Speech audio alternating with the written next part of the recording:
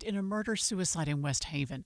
KSL News Radio's Adam Small has more from a family member who was at the vigil. Angel Ibarra says his sister Maribel wasn't showing any signs of depression or suicidal thoughts before last week's tragedy. We didn't want to believe or at all like what happened. It just felt like a dream. He tells KSL TV he's especially going to miss his nieces and nephew, who he says were full of so much joy. Angel, who says he's dealt with his own mental health struggles, encouraged others who are struggling to speak up and get the help they need. Adam Small, KSL News Radio. Our top national story this hour from ABC News. Day 3 of the search continues for a suspected sniper who opened fire on cars Saturday afternoon along a stretch of highway an hour southeast of Lexington, Kentucky. Here is ABC News Chief Justice Correspondent Pierre Thomas. Police describing an utterly terrifying afternoon. Just after 5:30 p.m., a sniper perched in the woods, firing 20 to 30 shots, hitting 12 vehicles. 5 people wounded by gunfire. Thankfully, no fatalities, but significant injuries. The suspect identified as 32-year-old Joseph Couch, who police allege was hiding in a heavily wooded area. Authorities believe they have found the weapon and ammunition used, but the shooter remains to be found. Your money at this moment, the Dow is up 366 points right now. We're at 40,713. Coming up, warm today, but a chance of storms to watch out for. KSL weather is next. KSL News Time, 9:02. We hope you have the right app on your phone for news. You probably have dozens. But the KSL News Radio app, well, it makes our live stream super easy. Plus, our talk shows are right there as podcast for your workday. That's the app for KSL News Radio. Stop paying 5-star pricing for 3-star service. It's time for a change. Welcome to Beehive Plumbing's Premier Experience. With our Beehive Premier plan, you have access to our VIP phone number and website to ensure prompt and reliable plumbing service by an expert 5-star technician. Why Beehive? Our Premier package comes with an industry-leading warranty, giving you up to 10 years of coverage on both parts and labor. Yeah, that's right, 10-year warranty. Call Beehive Plumbing today or visit beehivepremier.com for expert experience every time. At Common Spirit Health, we know that lifelong health and well-being starts with primary care. So we have doctors and providers who see you, hear you, know you, and understand you. Because understanding you means understanding your needs. And that leads to a deeper knowledge of the prevention, wellness, and treatment options that may be best for you. It's primary care that treats your whole family like family. It's primary care with human kindness. Discover all the ways you can find and connect with a primary care provider at mountain.commonspirit.org. Hi, this is Doug Wright with yet another great experiment you can try right there at home. I want you to take 4 bags of water softener salt. Lift 3 of the bags with one hand, good luck on that, and 1 bag with your other hand. Now, if you're like most people, you'll probably find that 3 bags of salt weigh about 3 times as much as 1 bag of salt. And that's an important thing to keep in mind when you're shopping for a water softener. You see, Connecticut of Utah, an authorized Connecticut dealer, their water softeners are so well designed, they use only 1 bag of salt for every 3 that other water softeners use. Now, I can't speak for you, but I'm not a fan of lower back pain, and as our little experiment has hopefully demonstrated, carrying that 1 bag of salt, it's a lot easier on your back than carrying 3. That's just one of the many reasons you should look into water softeners from Connecticut of Utah, an authorized Connecticut dealer. To learn more, call Connecticut of Utah, 801-576-8600, or go to softwaterutah.com. It's time for Rush Hour Rivals. In one corner is a helmet-donning bicyclist. In the other corner is a seatbelt-wearing driver. Can the driver keep a 3-foot distance on the road? Can the cyclist ride in the bike lane and wear reflective gear? Who will win? I'm fine to ride in the bike lane and wear reflective gear. Yeah, and I can easily keep a 3-foot distance. So, not rivals at all? Nah. Meet in the middle so your paths don't.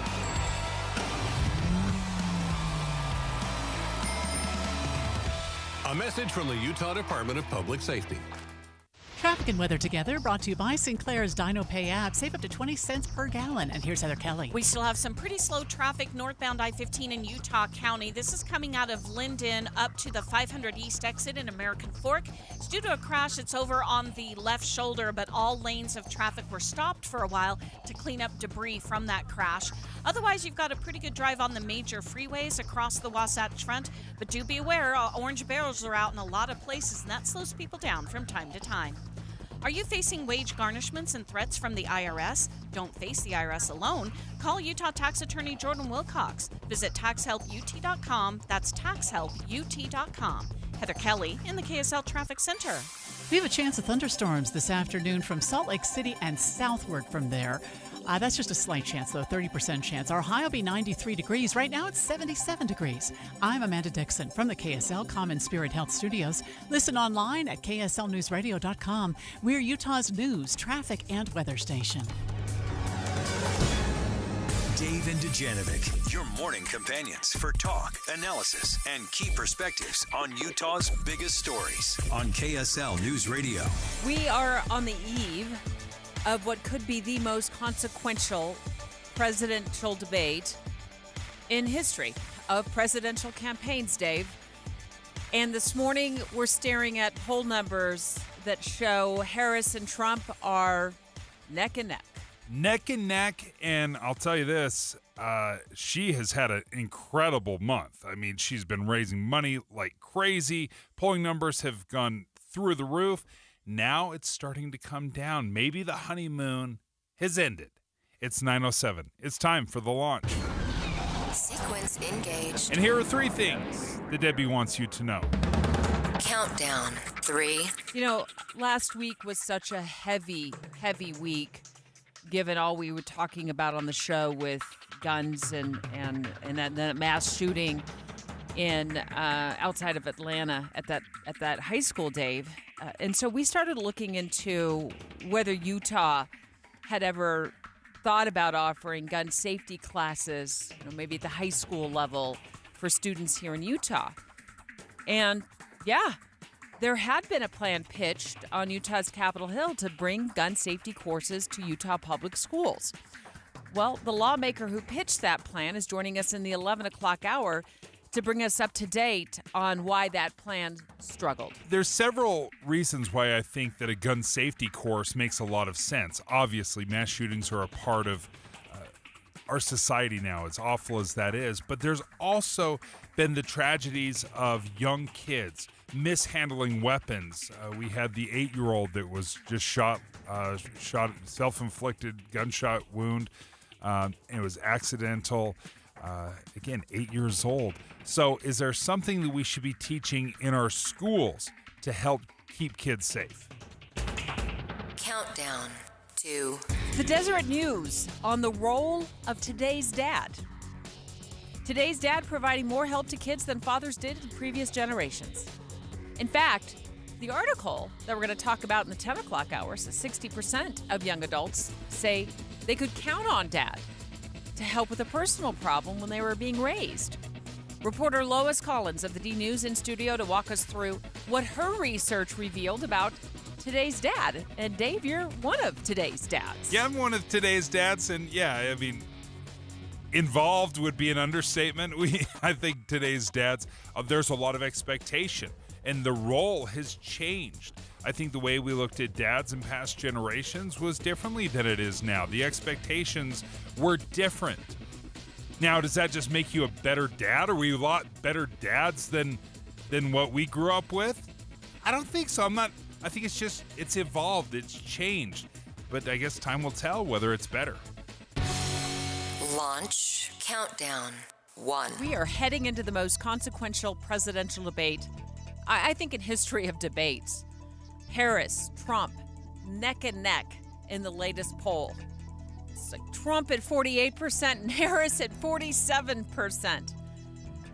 It is the first and possibly the only debate between these two candidates, Dave. And the 9 o'clock hour, a live analysis of what each candidate needs to do to pull ahead of the other. Well, I think that tells me where you have your expectations. You have them sky high. I think it's going to fall short. It's going to be one of those disappointing Christmas mornings where you think you're getting new skis, but you end up with church pants. I'm also going to tell you why it's a good thing that you're getting the church pants. You want those church pants. You need those church pants. Dave and Dujanovic. The launch. Commence. The race for the White House. Special coverage on KSL News Radio. Well, time flies when you're talking politics. It's only been about 2.5 months since President Biden effectively ended his campaign at the first presidential debate. It took him a while to actually decide that he was bowing out, but it was a historically bad performance for the president. Everything we have to do with, look, if we finally beat Medicare. Thank you, President Biden. President Trump?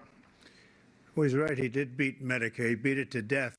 Okay, it was painful. And now it feels forever ago to me. Yeah, it does. Yeah. And it was only 2.5 months.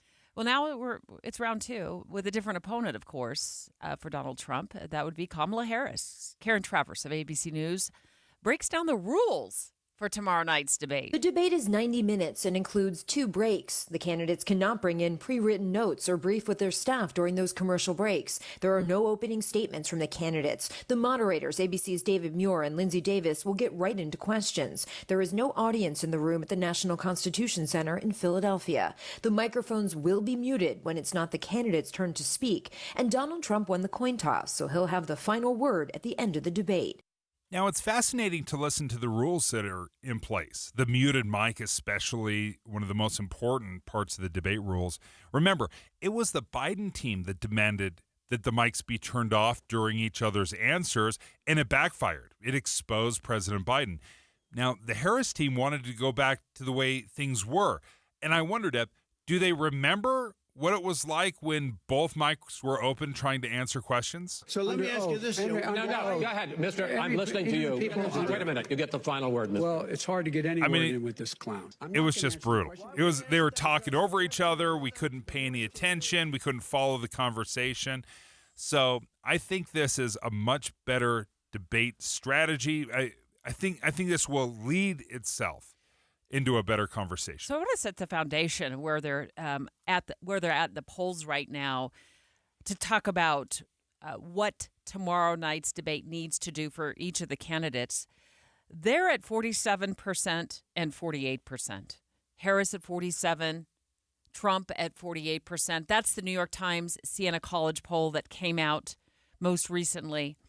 And in many of the swing states, they are also neck and neck.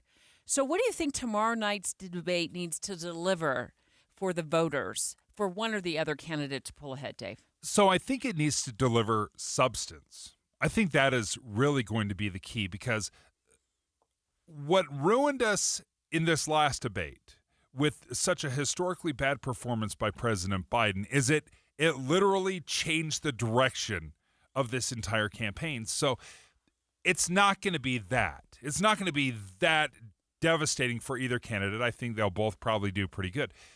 But it's like watching a NASCAR race and waiting for the crashes, or watching a hockey match and hoping that someone gets in a fight. When we're so focused on the fights or this big, huge thing that happens, we forget, there was a game going on. There was a race. I'm more interested in hearing what these two candidates actually have to say. Not just picking a fight or seeing somebody blow up. I want to hear what their plan is for America. It's not going to be as sexy, but I think it will be more important if we can kind of set aside the crazy and then really get into what their vision of the future is. I want to parlay off of that. I think President Trump has to stay away from name-calling. I think he has to stay focused on what he thinks are the most important issues facing America, lay out his policies, be specific on how he's going to pay for it. For example, last week, he stumbled and fumbled around when he was asked a question about child care. And he kept saying, well, tariffs are this and more, and they'll pay. And he. Speaking of child care, Debbie, I got a plan for tariffs. So I think he has to stay very focused on what his policies are. And I think for her part, Vice President Harris has to show us who she is when it comes to her policies. I think there's still a lot of undecided voters out there who are confused about what she stands for. She's going to have to lay out her economic plan very specifically. I think she's going to have to talk about how she plans to fund it. Is she, these tax credits that she's been talking about, how do those get funded? Small businesses and the tax credits that she's wanting to offer to expand the opportunities for small businesses, how does that get funded? And overall, how do Americans afford to put food on the table? Because we know that the economy and the price of everything is what weighs most on voters' minds. Boyd Matheson straight ahead of inside sources on what he thinks each candidate needs to do tomorrow night to accomplish the move that pulls them ahead.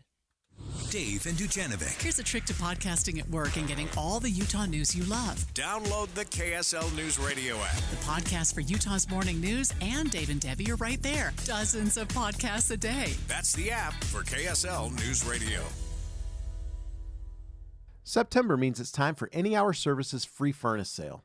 What's up, everybody? I'm Mike Wilson with Any Hour Services, and as summer comes to a close and falls right around the corner, the weather gets, well, perfect. And when the weather's perfect, people need a little extra incentive to replace their heating and cooling system. That's where Any Hour Services free furnace sale comes in.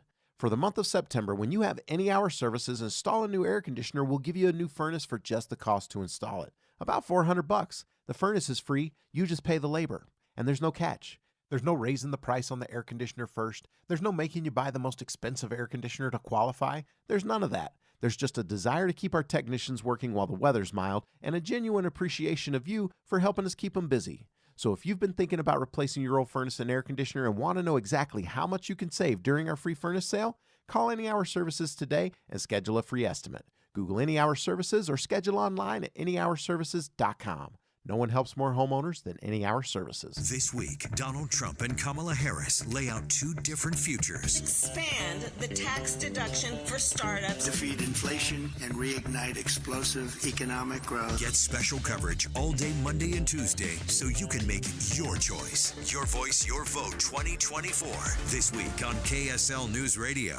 Welcome to Staples. My son's teacher emailed his back-to-school list. He needs crayons and notebooks. With Staples Hot Deals, you'll find low prices on tons of school supplies. And all in stock. Oh, now they're saying he needs folders and glue. You got it. And markers? Of course. Oh, geez.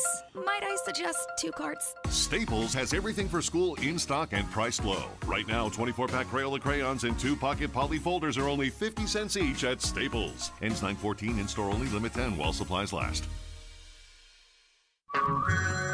Hello? Hey, it's Ted from Consumer Cellular, the guy in the orange sweater, and this is your wake-up call. Did you know we've got you fully covered? I've taken up beekeeping. I'm always covered. I'm talking the same fast, reliable nationwide coverage at up to half the cost. Same honey, half the work? Exactly. Sweet. Just call 1-888-FREEDOM or visit consumercellular.com.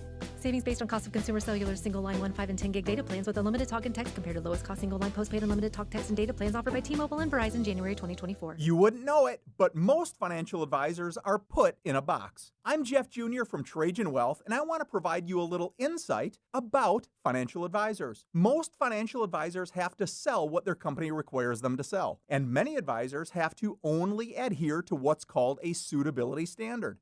A suitability standard is a limited standard of care, not requiring what's sold to be best, just suitable. Advisors with this loose standard often have limited investment and product selection. Trajan Wealth is held to a fiduciary standard, which is the highest standard of care in the advisory business. And that's just one of the many reasons we have billions of dollars under our care and attract clients from other advisors. Raise your standards today and call Trajan Wealth. Call 801-899-7600. That's 801-899-7600. Advisory services offered through Trajan Wealth, LLC, an SEC-registered investment advisor. In a world where ugly siding, leaky gutters, and inefficient windows are sapping homeowners of their will to live, one company must save us all. This year, join RGS Exteriors as it embarks on a mission to eliminate outdated home exteriors, one Utah home at a time. Every plank of old, ugly siding must be replaced. Every leaky gutter must be eradicated. Every inefficient, energy-sapping window must be vanquished. once and for all.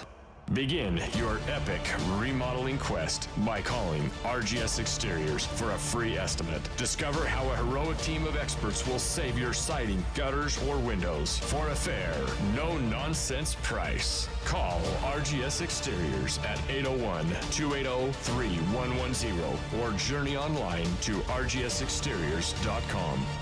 RGS Exteriors, coming soon to a home near you.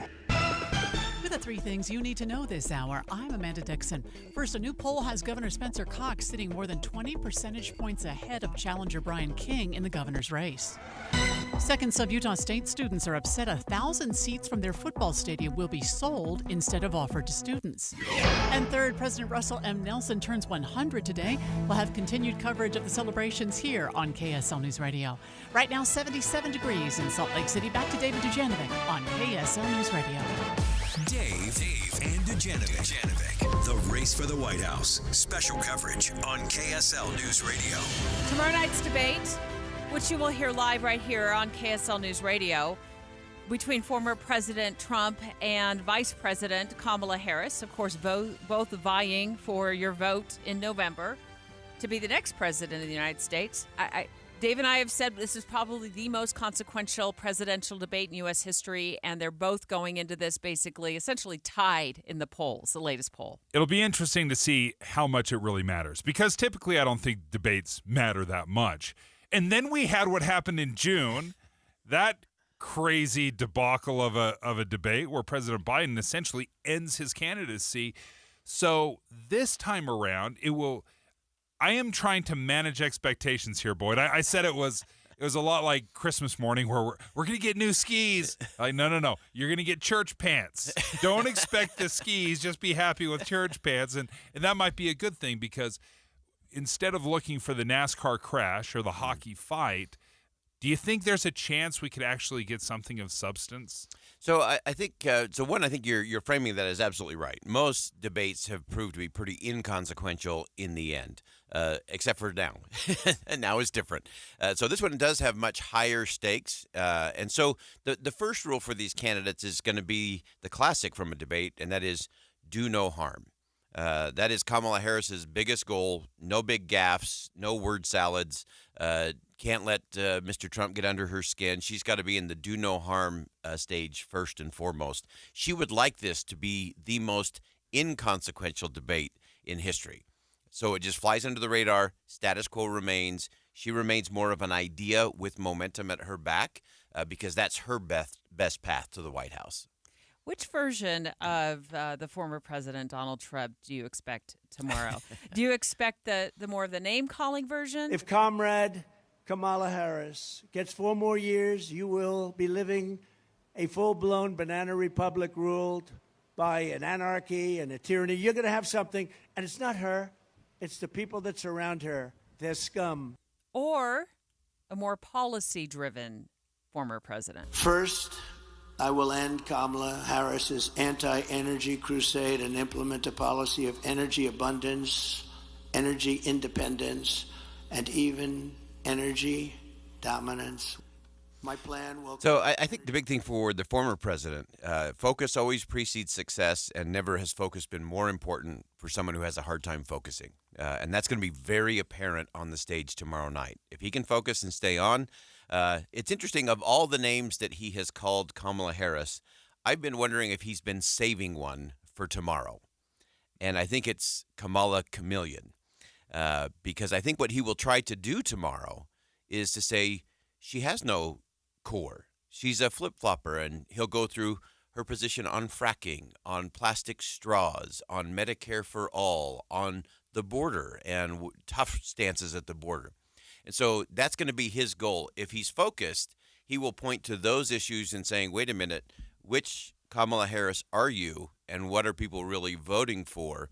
And so the chameleon thing would be the one thing he could go for. Now, I think Kamala Harris, she is going to do, I think this is what her team is preparing her for, and that is to play matador defense.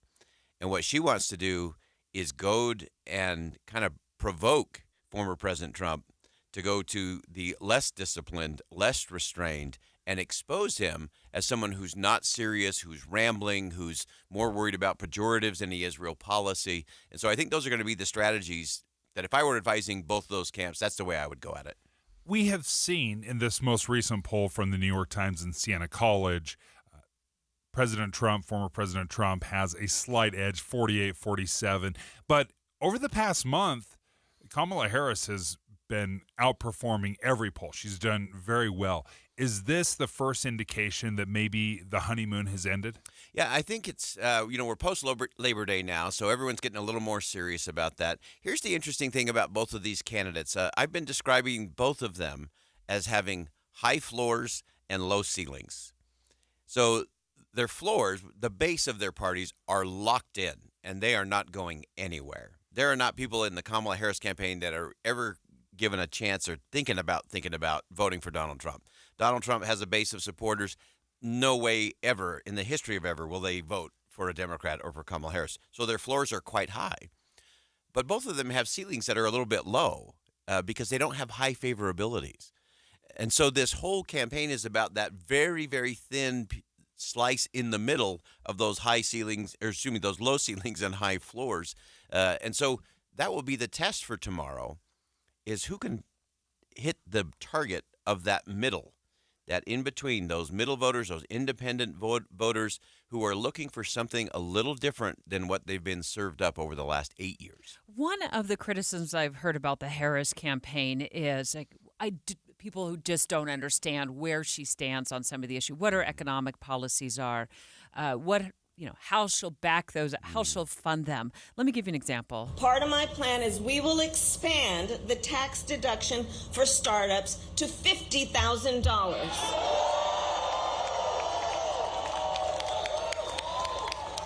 It's essentially a tax cut for starting a small business. So talking about small businesses and giving people an opportunity, maybe more of an opportunity with $50K, to start up a new business. I think where she has to be able to shine tomorrow night, Boyd, is speaking specifically, perhaps even to the undecided voters or the movable middle, as you talk about what her policies are and how they will help their families at the kitchen table. Yeah, and I think the key word you said there, Debbie, is specifics. Yeah. When we talk about things in generalities, we very rarely succeed. When we talk about them in the specifics, we very rarely fail. And the Harris campaign has not been specific about a whole lot of things. Not that the Trump campaign has been specific about anything either. Both sides have been talking in big generalities and very populist messages that get great cheers and crowds excited.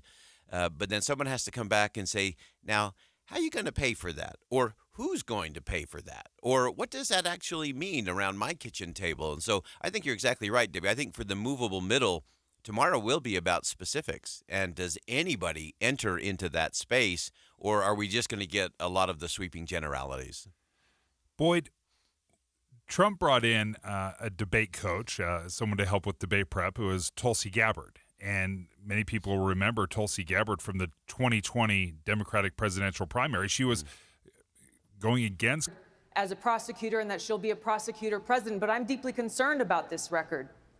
There are too many examples to cite, but she put over 1,500 people in jail for marijuana violations and then laughed about it when she was asked if she ever smoked marijuana. She blocked. What do you think Tulsi Gabbard will bring to the Trump debate strategy? In the end, probably not much. I don't think President Trump's going to alter anything. She probably was able to provide some specifics of here's a line that worked well on the debate stage, or here's a way to go after her, or here's a way to get under her skin a little bit, or here's a way to maybe force her to be a little more specific on things. And so I'm sure that's what she really brought to the table. A few ideas in terms of areas and a few ideas in terms of a way to say it or a way to approach it that might kind of cast a light or cause some question about some of the vice president's policies. But President Trump, former President Trump, has a way of debating. He has a style, and it's tough. A lot of people have come in thinking they're gonna change his approach, but I don't know. I expect to see a lot of the same President Trump Boyd Matheson, thank you. Look forward to, we're going to talk to you a little later in the show, but Inside Sources again every day starts at 1. Thanks, Boyd. Straight ahead, also this week, we got another debate. It's the Utah governor's race. Incumbent Republican Spencer Cox debating Democrat Brian King and Libertarian candidate Rob Latham. Haven't heard of him? Well, you will in 4 minutes when he joins the show live. 9:30 at KSL News Radio. I'm Amanda Dixon. KSL's top story this hour. New polling numbers show Governor Spencer Cox has a comfortable lead ahead of the general election.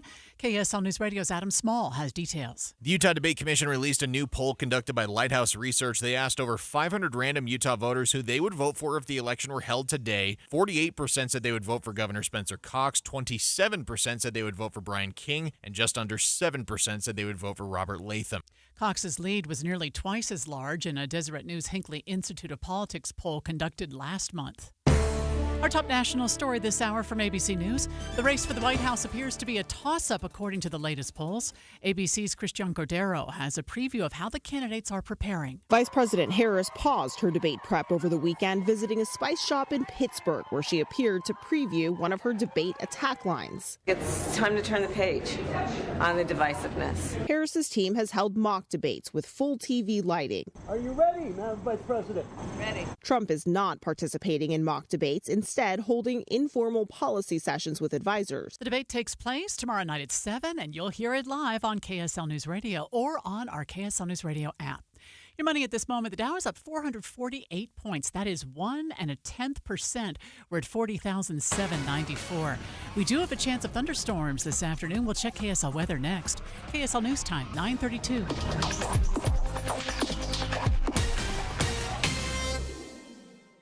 It's a priority for us at this station to bring you all sides of a story and to talk about the news fairly, completely. Get all the facts and be really aware. Utah's Morning News with us, Tim and Amanda. Weekday mornings 5 to 9 on KSL News Radio.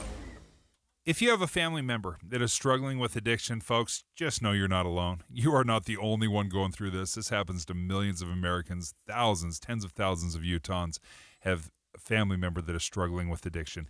It's why we want to give you a little help, tell you about Renaissance Ranch. Well, and I think Renaissance Ranch really does offer a lot of hope for families who have a loved one struggling with addiction. It's just so easy to lose yourself in trying to save them.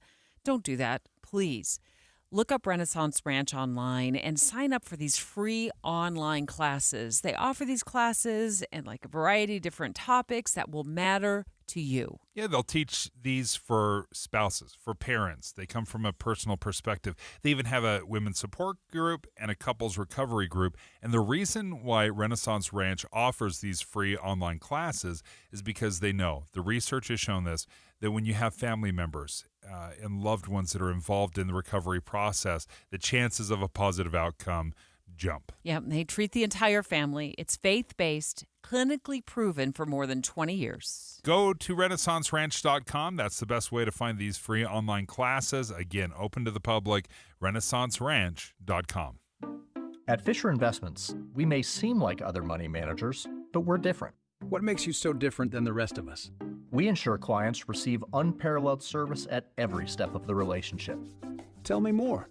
Our investment counselors focus on service over sales, prioritizing clients' needs. How do you make money? We don't sell any commission-based products. We have a simple management fee based on the value of our client's portfolio. So we do better when our clients do better. What about client portfolios? We get to know each client, their finances, family, health, lifestyle, and more, and then we tailor a portfolio based on their specific goals and needs. Your clients really come first then, huh? Yes, we make them a top priority. Our goal is helping them achieve a comfortable retirement. Wow, maybe we are different. At Fisher Investments, we're clearly different. Learn more at FisherInvestments.com. Investing in securities involves the risk of loss. The Utah RV Super Show, the premier RV event of the year, is back at the Mountain America Expo Center, Thursday, September 12th through Sunday, September 15th. Come see new 2025 models and special closeout pricing on all 2024 models. Bring a can of food for the Utah Food Bank and get $1 off per can, up to half off adult admission. Unplug from distractions and plug in to your family at the Utah RV Super Show. Discount passes at UtahRVSupershow.com. This year, head to a Bravenel Hall for an elevated movie night. Experience your favorite films in concert with action-packed blockbusters, cinematic classics, and animated masterpieces playing on the big screen while the Utah Symphony plays the iconic movie scores live. Grab your tickets now and see the dinosaurs in Jurassic Park or relive the spellbinding magic of Harry Potter and the Sorcerer's Stone. More at utahsymphony.org/films. Traffic and weather together, brought to you by Sinclair's DinoPay app. Save up to 20 cents per gallon. And here's Heather Kelly. We've got good speeds on all the major roadways across the Wasatch Front. I-15 all back to normal speeds, northbound and southbound, trying to get into downtown Salt Lake. Same story on the 201 freeway and I-80 through Parley's Canyon. But you will run into a lot of construction, and that can slow you down, especially on Bangerter Highway northbound through the West Jordan area, as well as Legacy Parkway between North Salt Lake and Bountiful. Join Lagoon's maintenance and construction team for the most thrilling job around. Lagoon is looking for exceptional ride technicians, skilled carpenters, electricians, plumbers, and more. Apply online at lagoonpark.com/jobs. Heather Kelly in the KSL Traffic Center. Warm again today, a high of 93 degrees with a chance of afternoon thunderstorms. Right now, and we do have that chance of rain continuing into tomorrow. Right now, it's 79 degrees. I'm Amanda Dixon from the KSL Common Spirit Health Studios. Listen online at kslnewsradio.com. We're Utah's news, traffic, and weather station. Dave and Dujanovic, your morning companions for talk, analysis, and key perspectives on Utah's biggest stories. On KSL News Radio, Utah's top political story. Special coverage with Dave and Dujanovic. Well, mark your calendars. It's a busy debate week. Tomorrow night, of course, the presidential debate. You'll hear it live here on KSL News Radio, followed by Wednesday night, another debate. Utah Debate Commission just announcing that there will be 3 candidates on the stage on Wednesday night at Salt Lake Community College. It's the Republican candidate, it's the Democratic candidate, and if you're wondering, well, who's the third candidate? It's a surprise candidate, Robert Latham, who's the Libertarian candidate. Now, I think this is in part really big news, Deb, because if there was ever going to be a third candidate, it would be Phil Lyman, who lost to Governor Cox in the Republican primary, but he won the Republican convention. He decided to continue his campaign as a write-in candidate, but still, he didn't qualify. So that third candidate is the Libertarian candidate, Robert Latham. So here's how the debate commission came to Spencer Cox, Brian King, and Robert Latham, who will take the stage during Wednesday night's debate. In fact, Libertarian candidate Rob Latham on the line with us right now. And Rob, I just want to walk through how the debate commission came to this, because to Dave's point, some might be a little confused on how you ended up on the stage.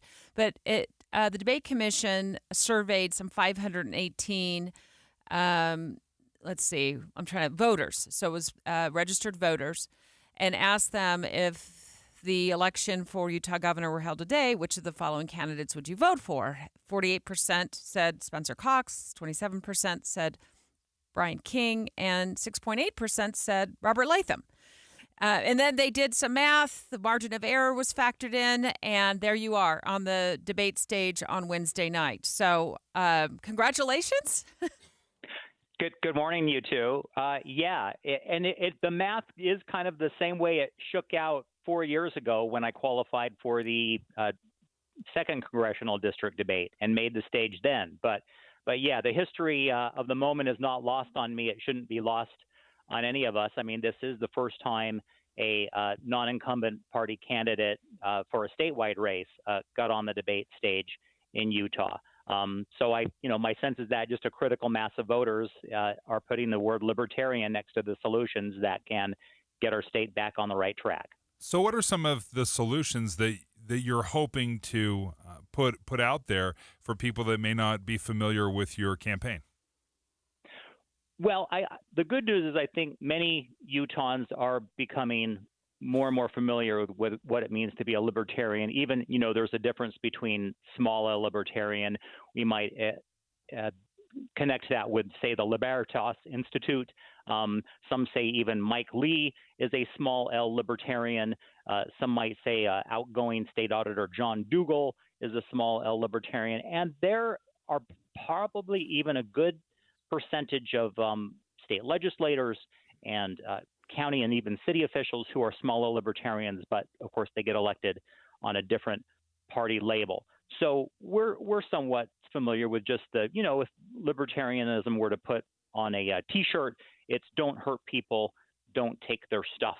And so just if we can reduce the degree of state-sponsored coercion, bullying, nudging to get us to do things that we might not otherwise do, rather than incentives, to get us to do those things that are not aggressive, then I think we can, move forward to a place where people can flourish and people can exercise their free agency. And I think that makes a better Utah for all of us.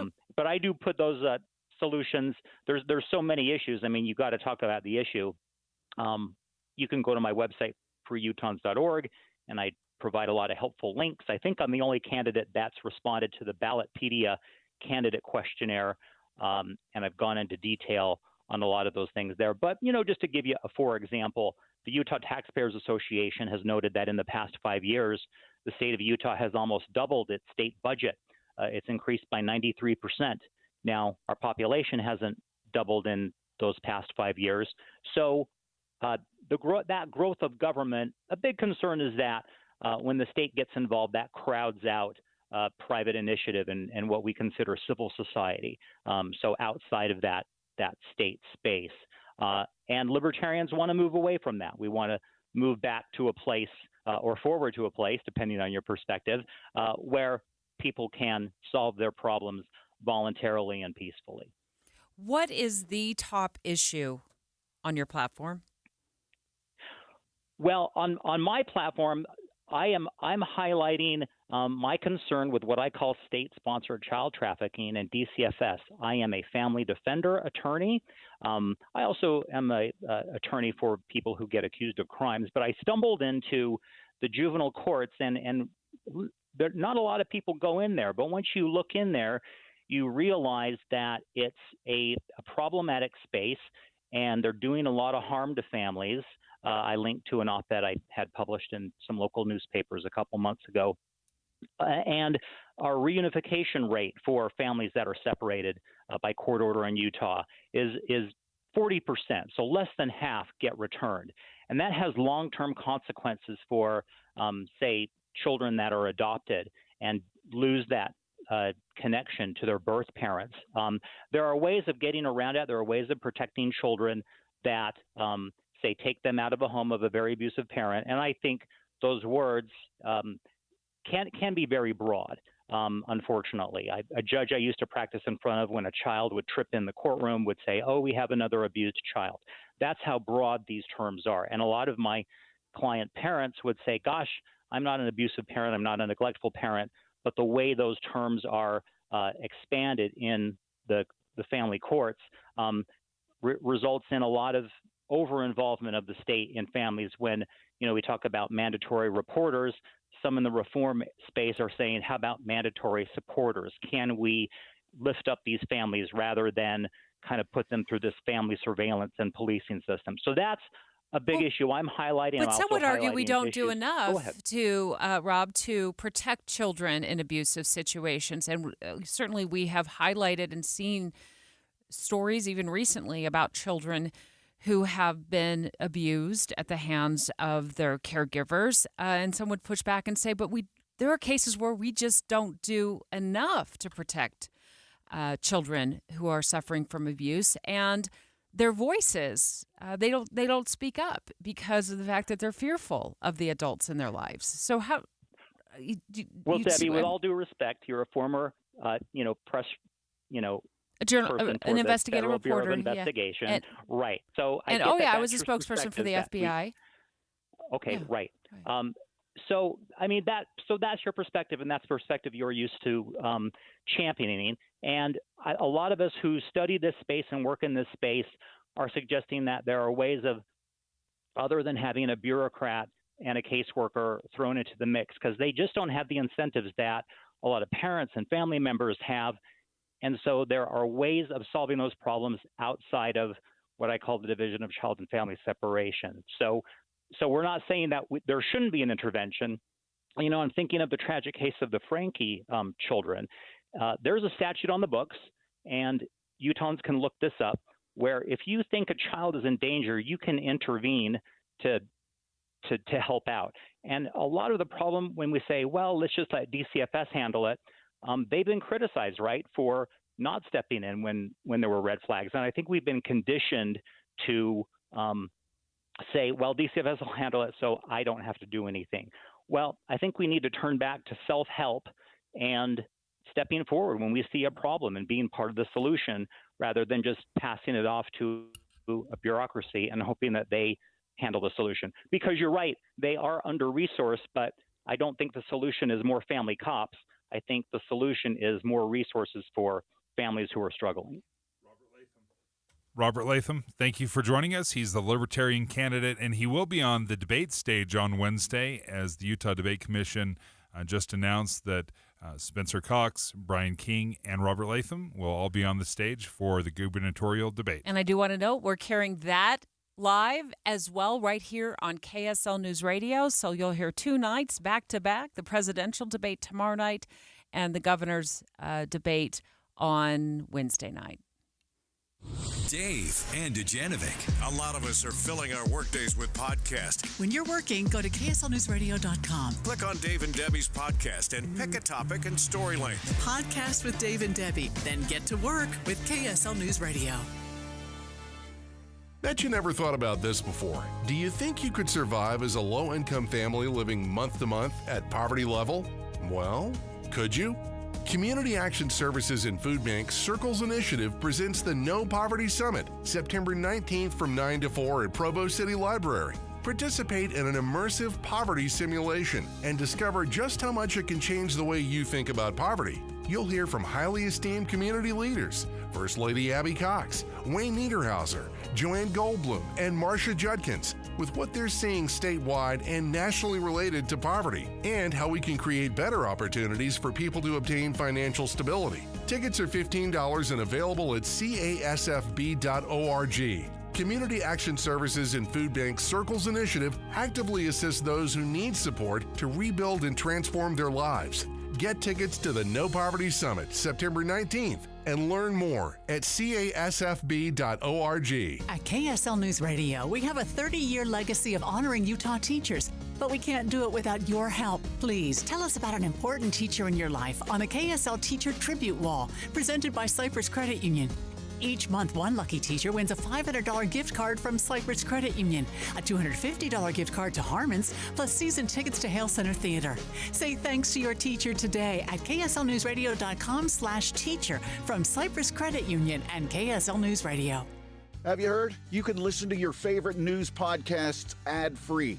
Good news. With Amazon Music, you have access to the largest catalog of ad-free top podcasts included with your Prime membership. Enjoy shows like The Daily, Up First and Consider This, available ad-free on Amazon Music. To start listening, download the Amazon Music app for free or go to amazon.com/ad-free. That's amazon.com/ad-free to catch up on the latest episodes without the ads.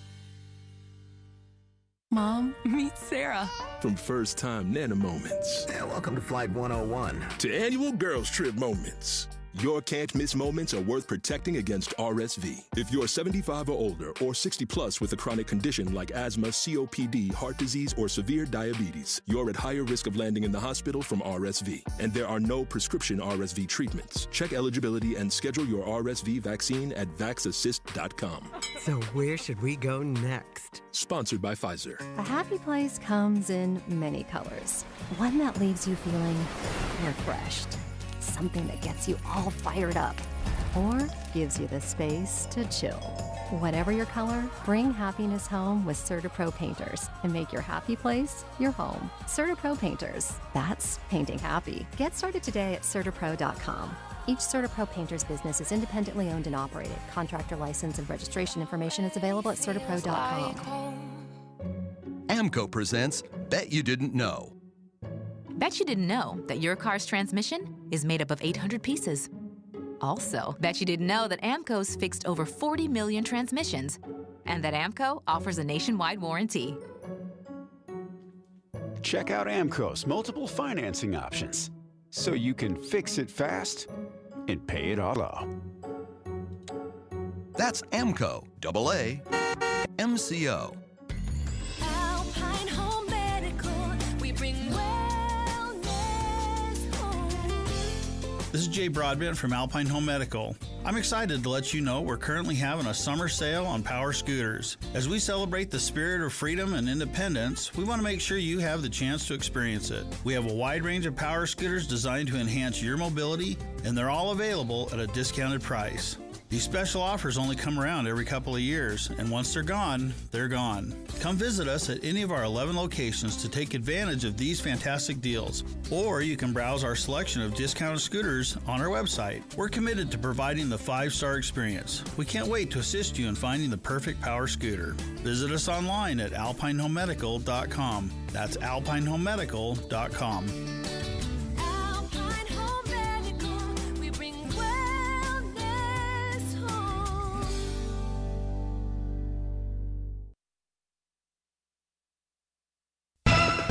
With the 3 things you need to know this hour, I'm Amanda Dixon. First, family and neighbors in West Haven held a candlelight vigil for a mother and 3 kids who died in a murder-suicide.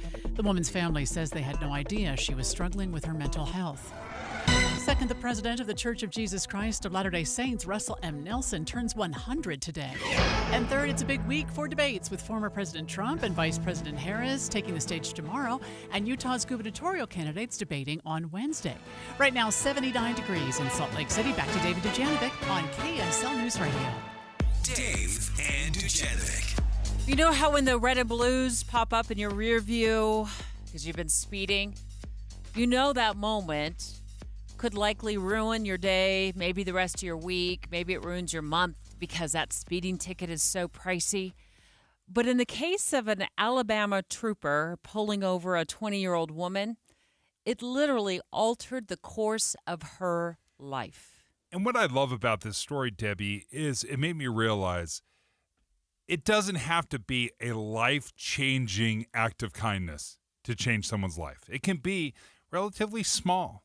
And how many times in your own life have you done a little something and really not given it much of a thought afterwards, and you don't realize that may have made a huge impact on somebody? That's what this story is. Yeah, I want to take you back just a couple of years. We're going to hear the report from CBS News' Steve Hartman. And 20-year-old Abby Rutledge is speeding. You know, she got caught. A trooper pulls her over. And ultimately, what he did by taking 15 minutes to talk to her at probably the worst moment of her year, for a few minutes, altered the course of her life for the better. She was sitting there sobbing, saying she didn't have the money for a ticket, that she was just as broke could be.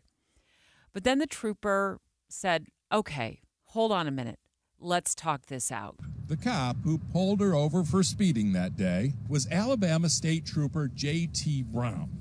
Abby told Trooper Brown she couldn't afford a ticket, that she was broke and in a dead-end job. And I told her, I said, well, how about we talk about it then? It went on for about 10, 15 minutes, just talking about different career paths. You be safe. Their conclusion? That Abby would make a really good nurse. So Brown gave her a warning. On this one condition, promise me you'll go to scrub or nursing school and slow down, and I won't give you a ticket. Could you have ever imagined that she would take it as seriously as she did? Never. As soon as he left and as soon as I got to where I was going, I started pushing myself toward that career, and now I'm here. And now she's here, working as a surgical technician at the University of Alabama Birmingham Hospital. Abby says she loves her new job and gives full credit to Trooper Brown, who was at her graduation. I wanted him to see the impression he made on me. 5 minutes talking to anybody, even if you don't know them, can make the largest impact of their life ever. And you never know when. You never know when it could happen, no. What a great story. This is such a fun story. But it made me realize, Debbie, when I first saw this, and I saw that he spent 15 minutes talking to her about possible career opportunities, my initial reaction was like, I don't need to talk to you. Just give me a ticket or don't give me a ticket. Let me be on my way. I looked at it as an inconvenience. And what she did is she took it in the best possible way. Instead of being offended, she took it to heart. And she made an incredible life decision because of it. When I read this story this weekend, it kept popping up on my feed, which was a sign to me that we had to talk about this today. I read the story yesterday morning, and then I put down, and then it pops up again on another feed, and then it pops up again on a third feed. I'm like, I got to pitch this to Dave on Monday morning, because obviously very heartwarming story. But as he's pulling her over, I'm thinking of my own 20-year-old self, being pulled over by a cop. I think I told you I was probably 21 at the time. I got pulled over by a police officer in Phoenix for speeding on the on-ramp to get onto the freeway, which I was just so confused by that whole thing. I was like, really? You could speed to get on the freeway? At the time, it was probably 55 miles an hour. And I got a ticket. And I went home and I sobbed and I cried, and it was expensive and I didn't have the money to pay for it. I'm not saying that cop should have let me off the hook with the warning. But what I'm saying is, when you get a ticket like that, and when you're broke, that's how the broke get broker. It really is. It's taking somebody I was making $11,000 a year at the time, barely affording to get by, and a ticket of $100 or $200. That's how the broke get broker. Now, again, I probably deserve the ticket. But in this case, he put her in position with that piece of advice to alter the course of her life, to uplift her. To say, I'll give you a warning, and wrote on that warning, you have to slow down and promise me you're going to go to scrub or nursing school. And now look what she's done with her life in such a short window of time. That moment turned things around for her. It uplifted her. And then I thought to myself, what have I done? Outside my family, which I think this is what we do every day as parents, we try to uplift our children. Maybe even outside of work. What I do on a daily basis. What have I done outside of my usual circle to uplift other people? Now, I'm not saying they have to make a total career change over something that a piece of advice I've given them, but what have I done? And if I haven't done enough in my 57 years, what can I do in my next 57 years on this earth? So that's where my mind went, is to me, it's not enough for me to say, oh, I do this with my children every day, or I do this when my children need help, or I do this with my tight circle of people I interact with at work. What have I done beyond that? Probably a lot more than you realize. I think you're probably right. I think we never give ourselves enough credit. Yeah, there's small interactions that happen every single day. And again, this cop, I'm sure, never gave this a second thought until he probably got the invitation to her graduation. He's probably had lots of interactions, positive and negative, and had no idea how the story played out. But I think the problem that we have, and what I hear you saying, and I certainly feel the same way, is we're probably not as intentional as we need to be. We probably have a lot of instances where just through kindness we do a good turn. But I think the intentionality of it is what would level up the experience, where we think, you know what, I wonder, am I looking around for opportunities? Am I noticing somebody that might, be uplifted by a little something I say or something I can do? And I think we could all be more intentional and realize that, you know what, there's probably more stories out here where your little impact made a huge difference. The cop who gave the 20-year-old speeder a warning instead of a ticket, and opened up the conversation about how she could go about changing her life around by pursuing a career in nursing. And now she works at a hospital. And he said, quote, "She made my entire career worth it."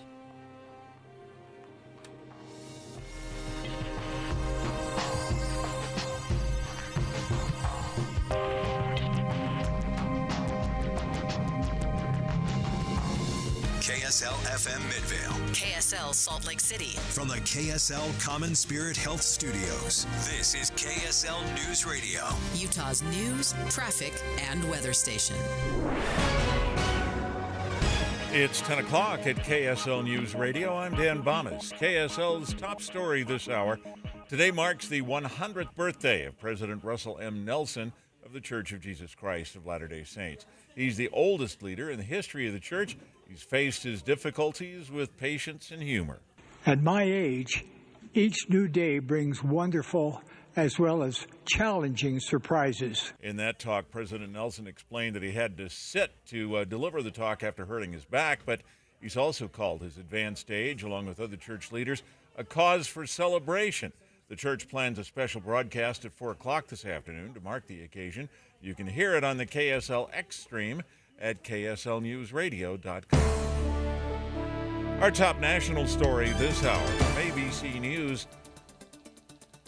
The line fire burning in the mountains of Southern California has grown now to more than 20,000 acres, and there are 36,000 buildings in the area, including many homes that are threatened by the fire. Firefighters from across California and across the nation are working to get it contained. Your money at this moment, the Dow Jones average up on the day now, 533 points, while the NASDAQ is up 160. And our KSL weather. Looks like we've got another warm and sunny day. That's next. KSL News Time, 10:01. Here's a way to get breaking news updates anywhere you go. At the store or in a work meeting, you can get breaking news on your phone. You can quickly read it, swipe, or click for more. It's super discreet, super fast. That's the app for KSL News Radio.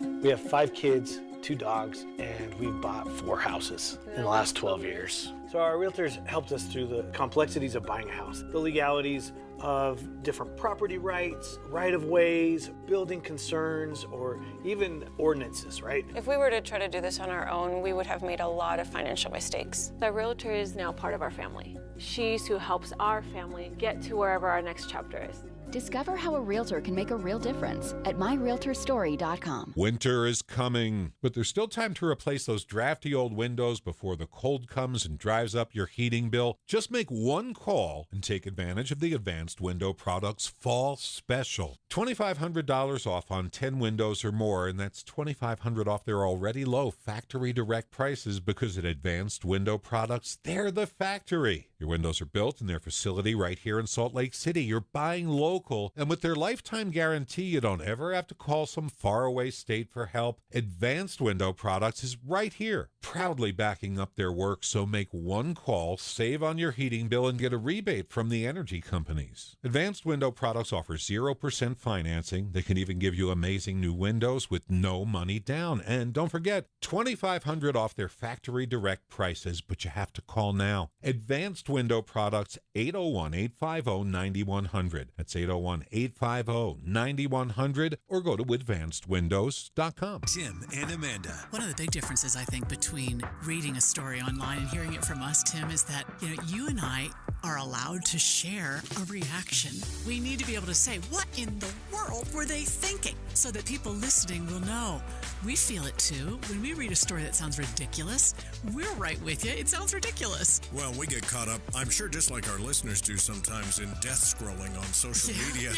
And fact-checking it on your own is tough. The great thing about tuning in every morning and starting your morning with us on KSL is you can count on the fact that when that information comes out of the radio in your direction, it comes from reliable sources. It's already been fact-checked. Right. And that's not always easy when you're getting it online. Finding who wrote it, when was it written, has it been updated with the current facts of the day that change sometimes minute to minute, not just day to day. Utah's Morning News between 5 and 9 on KSL News Radio. Traffic and weather together, brought to you by Sinclair's DinoPay app. Save up to 20 cents per gallon. Here's Heather Kelly. We've got a couple of minor fender benders on the I-15 corridor. None of them are causing delays, but if you're northbound I-15 just before Hillfield Road exit in Layton, you'll see a vehicle on the right shoulder, and southbound I-15 also has a vehicle on the right shoulder right at the 3300 South exit ramp.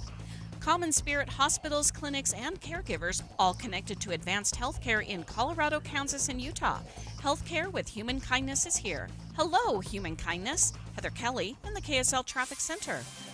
High of 93 today with a chance of thunderstorms this afternoon, about the same Tuesday and Wednesday. Then we cool way down into the 70s Thursday and Friday. Right now we're at 82 degrees with partly cloudy skies. I'm Dan Bonas from the KSL Common Spirit Health Studios. Listen online at kslnewsradio.com. We're Utah's news, traffic, and weather station. Dave and Dujanovic, your morning companions for talk, analysis, and key perspectives on Utah's biggest stories. On KSL News Radio, Dave and Dujanovic, special coverage, stopping the stigma. World Suicide Prevention Day is tomorrow. So Dave and I are going to be doing all we can over the next couple of days to promote awareness, talk about strategies to prevent suicide. And I think one of the most effective moves that we've made in this country in the last couple of years to help people who are in a crisis situation is by implementing that hotline number and simplifying it to 988. That was signed into federal law in 2020. It wasn't just but a few years ago, I had somebody call me up and say, Dave, I've got somebody in trouble. They're suicidal. What should I do? And I knew there was a hotline number. This was before 988. I'm like trying to Google it and trying to figure out what it is. And should you call this? Is it free? Is it not? And I was so relieved. Now it'd be call 988. That's who you need to call. I know you're probably scrambling. You don't know what to do. They are the experts. So I was so grateful that 988, it was kind of in their wings there. It was kind of sitting because the bill was signed back into federal law back in 2020. How long has it been around, actually active? Diana Ballesteros-Riano joins us right now. She's the outreach coordinator with Huntsman Mental Health Institute. When did 988 launch? 988 launched about 2 years ago. Okay. Mm-hmm. And before that, the state of Utah did have our Utah Crisis Line as well as our Warm Line that were available to the public in situations where they were feeling overwhelmed or in crisis. This is not only a state of Utah number. This is a nationwide phone number, correct? Correct. 988 is the National Suicide Prevention Hotline, and it will connect individuals with the local group that facilitates the 988 program. So you're going to be talking to somebody likely in your community, even though it's a national hotline? Correct, yes. So how 988 works is individuals who have an 801, 435, or 385 area code phone number will be directed to the 988 call center here in the state of Utah, where they will be able to get extra support from crisis counselors that are trained here in the state and provide the services. Diana Ballesteros-Riano is the outreach coordinator for Huntsman Mental Health Institute. She's live in studio with us. It's just such an important conversation to have, and I think it's also an important reminder to have to put this out regularly that we have this newer number, 988. It's a nationwide number, so if you have a family member calling you up from another state, not everything always happens within the boundaries of our own state. We have relatives and friends and other extended family living in all parts of the United States. That this is a number that you can give them to call. Can you call on behalf of somebody? Absolutely. If you are concerned for a loved one, a family member, or someone that you know, and you feel like you can provide that support by calling, you can ask the individual, hey, would it be okay if I call on your behalf? Or if you're concerned or would like some extra resources, it is a perfect situation to communicate with our crisis counselors and be able to get that support 24 hours a day, 365 days a year. But the most important thing is it is absolutely free. So if individuals have questions, if they want to verify other resources or just need some extra support, that is the perfect time to call.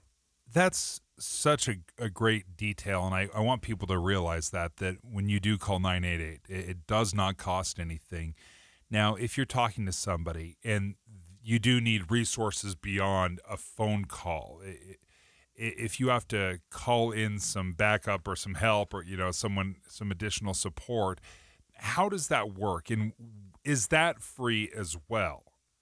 Absolutely. So the 988 call center is also connected to all of the local mental health authorities here in the state of Utah. What we do is we ensure that if an individual is in a state of crisis that it surpasses a phone call where we need to de-escalate, but maybe in person or provide the individual with extra resources, we can connect with teams of MCOT, which are our mobile crisis intervention teams, that will be able to provide that extra support in person depending on the location of the individual. So if someone needs that support, they call 988.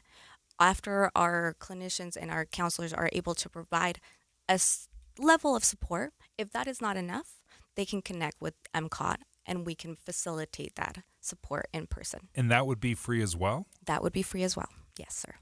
What, some people are concerned. What happens? Do you get police involved at all? Very rarely will we get police involved. Our point and our whole idea is to make sure that we provide the best level of care at the lowest level of care, meaning that if the individual needs support and our counselors can provide that support and de-escalate the situation over the phone, we're going to do everything that we can to bring that to the easiest form for the user. At what point should I not call 988, but should call 911 instead? In cases where you are feeling physically threatened and where you feel like you need that support from law enforcement because there is a physical threat, that's where 988 should be involved. Or, sorry, 911. Thank you. Now, 988 is more for that extra emotional support that individuals may need in some situations. It could be as simple as I'm stressed over work and I need someone to help provide that extra support.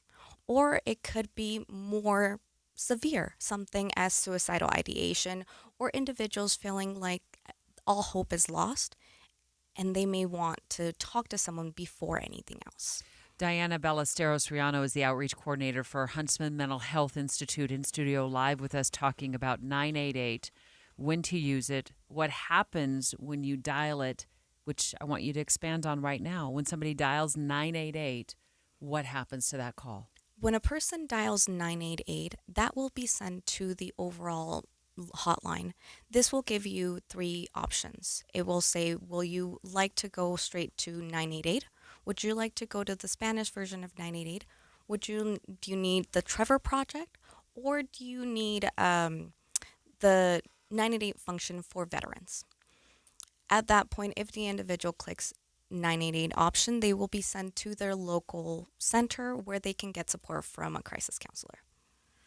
Diana, I think so many times when we talk about suicide, it's a difficult conversation. It's something that people will hide and they won't share. And I think that might be one of the hurdles of people calling 988. They may be afraid that now everybody will know. What kind of confidentiality does 988 bring? Confidentiality when it comes to 988 is we are covered by HIPAA. So information that is provided to our counselors will be covered under HIPAA and will be protected. So individuals should not need to worry about concerns of, hey, will my family members or my work or other individuals know about this? That confidential is protected through your HIPAA privacy, and we are here to make sure that you have that place where it's safe and get support that you need. All of our counselors care so much about the people that we provide the service to. That is why we do this. This is a privilege for us to be able to come in and know that when people are at their lowest, when people feel the worst, they get the support. Does this include minors? Should minors, kids under 18, is this available to them as well? Absolutely. 988 is also available for youth, but at the same time, the state of Utah also provides Safe UT, which is an app that was created specifically by the state to ensure that anyone connected with education, whether it is a student, a parent, or an educator, they have access to our licensed mental health providers with the Safe UT and with the Utah Huntsman Mental Health Institute. Yeah, my kids all have the Safe UT app. They had it all grown up. Even the ones that graduate, I think they still have it on their phones. So, Diana, thank you so much for joining us. Diana Ballesteros-Riano is the outreach coordinator at Huntsman Mental Health Institute, and we're having a great conversation about 988 and when to use it. And it basically sounds like use it if you feel like you need to use it. Don't be shy, because there are some great resources here. Thank you so much for joining us, Diana. Thank you. Straight ahead, we're going to talk to a psychiatrist live in just a few minutes about how changing hormones in our teenagers impact their mental health. Our live coverage about suicide prevention continues next. Dave and Dujanovic. You know KSL is the only news radio for your car, right? The only news radio for your smart speaker. Come here in the morning. It's the latest news and traffic. In the afternoon, news and updated weather. We have you covered at KSL News Radio. The Utah RV Super Show, the premier RV event of the year, is back at the Mountain America Expo Center, Thursday, September 12th through Sunday, September 15th. Come see new 2025 models and special closeout pricing on all 2024 models. Bring a can of food for the Utah Food Bank and get $1 off per can, up to half off adult admission. Unplug from distractions and plug in to your family at the Utah RV Super Show. Discount passes at UtahRVSupershow.com. Pumpkin spice, anyone?